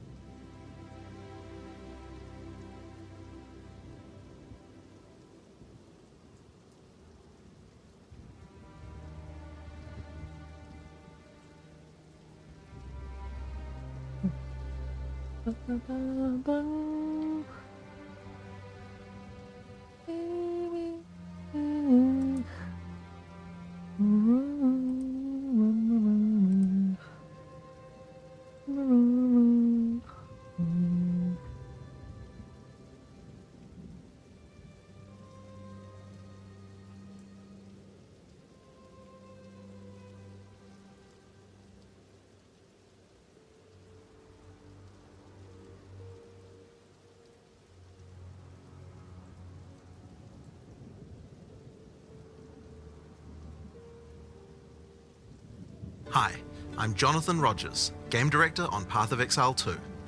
Well, we're back from our break. We've been playing the game a whole lot and we've been reading a whole lot of feedback as well. So it's time to assess and work out what we're going to do next. Now, later this week we'll be releasing POE2 0.1.1. This is a patch designed to address the concerns that we can address relatively quickly, without needing to create a new league or a new economy just yet. In this video we'll be going over some of the issues we've identified and what we're planning on doing about them. It's worth stressing that just because a specific issue isn't on this list doesn't mean that we're not aware of it or that it isn't going to get addressed. It just means that we either can't fix the problem quickly or we can't do so without the need for a new economy. One of the major areas that needs a lot of attention is the base experience of mapping. We've made a lot of changes here. First, in-game maps receive a balance pass to the number of monsters, number of chests, number of magical rare monsters, number of essences, strongboxes, and precursor artifacts. You should generally find maps more rewarding than before. Maps generally specialize in one or more of these elements, but they're particularly rewarding now. Now, towers are a thing that's very important for players to run often, but we only have one of them. We wanted to add more variety here as soon as possible, so we've added 4 more tower maps. Alpine Ridge, Sinking Spire, Bluff, and Mesa. We've also redone the existing Lost Towers map to make playing there less boring. We're now also spawning more maps with bosses. The rate was intended to be 1 in 4 maps, but in reality the rate was much lower due to some maps being unable to spawn bosses. We've increased the rate to compensate for this issue so we can get the actually intended rate. We're also adding a new type of tablet that allows you to add bosses to your maps with its own mod pool. Strongboxes also needed some love. They now spawn monsters faster, have a less annoying fog effect, and have also received changes to the timings and effects of the monster. Now, compensate for this issue so we can get the actually intended rate. We're also adding a new type of tablet that allows you to add bosses to your maps with its own mod pool. Strongboxes also needed some love. They now spawn monsters faster, have a less annoying fog for maps, but in reality the rate was much lower due to some maps being unable to spawn bosses. We've increased the rate to compensate for this issue so that we can get the actually intended rate. We're also adding a new type of tablet that allows you to add bosses to your maps with its own mod pool. Strongboxes also needed some love. They now spawn monsters faster, have a less annoying, stick around for longer before they explode, and disappear without exploding if a rare monster dies. Volatile plants are also way easy to see before they explode. Elemental explosion effects have had visibility improved. Stick around for longer before they explode, and disappear without exploding if a rare monster dies. Volatile plants are also way easy to see before they explode. Now we've also increased the zoom level on the Atlas, done a pass on various terrain collision issues in many maps. We've also improved the load times of opening the world map and Atlas panel. And we also now show the biome of a map on the hover for it. For other in-game content systems, we're focusing on getting all the rewards in line with what they should be. For Delirium, we recently fixed a bug which caused Delirium monsters to just not spawn after the starting part. And we've also buffed the rate of simulacrums dropping by 20% to make it more in line with the rate of finding the Expedition and Ritual bosses. For Ritual, we've made Omens now appear in the Ritual Tribute window 60% more often. For Expedition, we've improved the rarity from the shops, but we'll be wanting to make some more substantial changes to the rewards for this league later on.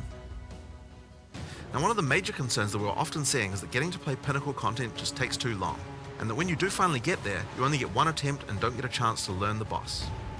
In order to address these concerns, we're making the following changes. First, we're making the Citadel spawn closer to the center of the Atlas, and we've also added an effect so you can see them in the fog of war from further away. This makes them much easier to find.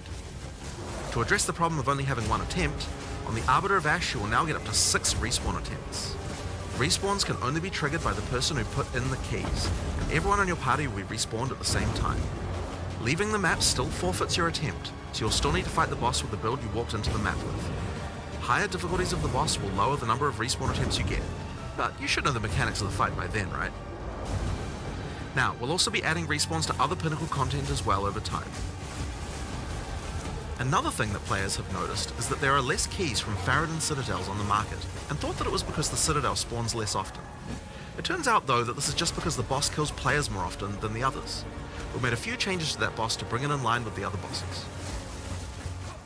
A lot of people have reported that many of our unique items are feeling underwhelming. Uniques are often designed to be build enabling at high levels, even if they're low level uniques. But we realize that we do need to make sure that more uniques feel powerful when you first get them at low levels too. In this patch we are buffing a lot of uniques. These changes should make finding uniques at lower levels a lot more fun, and make subsequent character playthroughs more fun too when you have some great uniques to use. We're also changing a few other things to make finding rares better at higher levels too. First, we're changing mod weightings a bit to make sure that there are less bad mods. Another fix is making high tier items no longer cull the highest tier modifier of a given mod type. This bug caused bows and crossbows to not spawn with attack speed at tier 5 rarity, and rings to not spawn with life at tier 5 rarity. Another change we're making is to make it so that socketables such as runes can now be overwritten with another socketable. Now, as we continue to play, we still find many balance anomalies with specific monsters or bosses that can be nasty if you encounter them. This patch contains a pass adjusting a large number of those monsters and bosses. We'll save the full list for the patch notes, but there are a significant number of changes here that should address many cases where monsters or bosses felt too hard in certain circumstances. Here are a few examples to get a taste of what kind of changes you can expect. The Silver Fist Commander roll now does a lot less damage. Plague Bearers Detonate Dead can no longer be used from off-screen and has better telegraphing. Forsaken Miners throw less grenades, have improved visuals, and deal less damage. And Lost Men Zealots can no longer meteor you from off-screen either, as well as many other changes just like those. One of the big issues for players on consoles is that the web-based item filter system is currently not working, like buffing armor and scavenged plating. Showing the number of uses, this patch also contains a bunch of other smaller changes and bug fixes that I'm sure you guys will appreciate, like buffing armor and scavenged plating. Showing the number of uses left in your charms, as well as an effect when they trigger. The Song of the Exiles. Fixing the music that Una was supposed to play in town.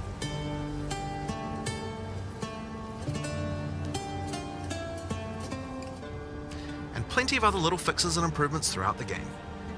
Now, we have a huge amount of much more meta-shifting changes that we know we want to make.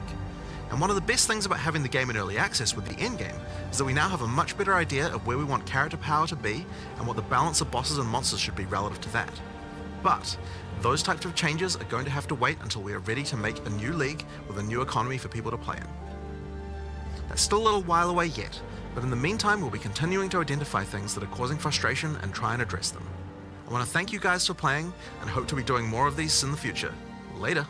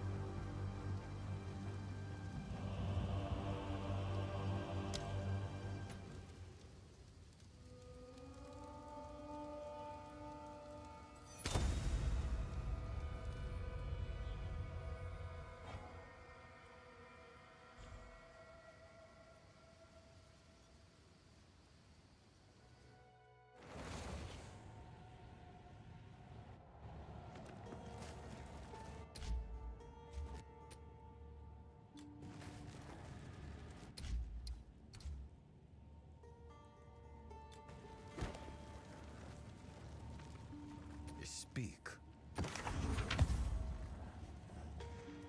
Greetings.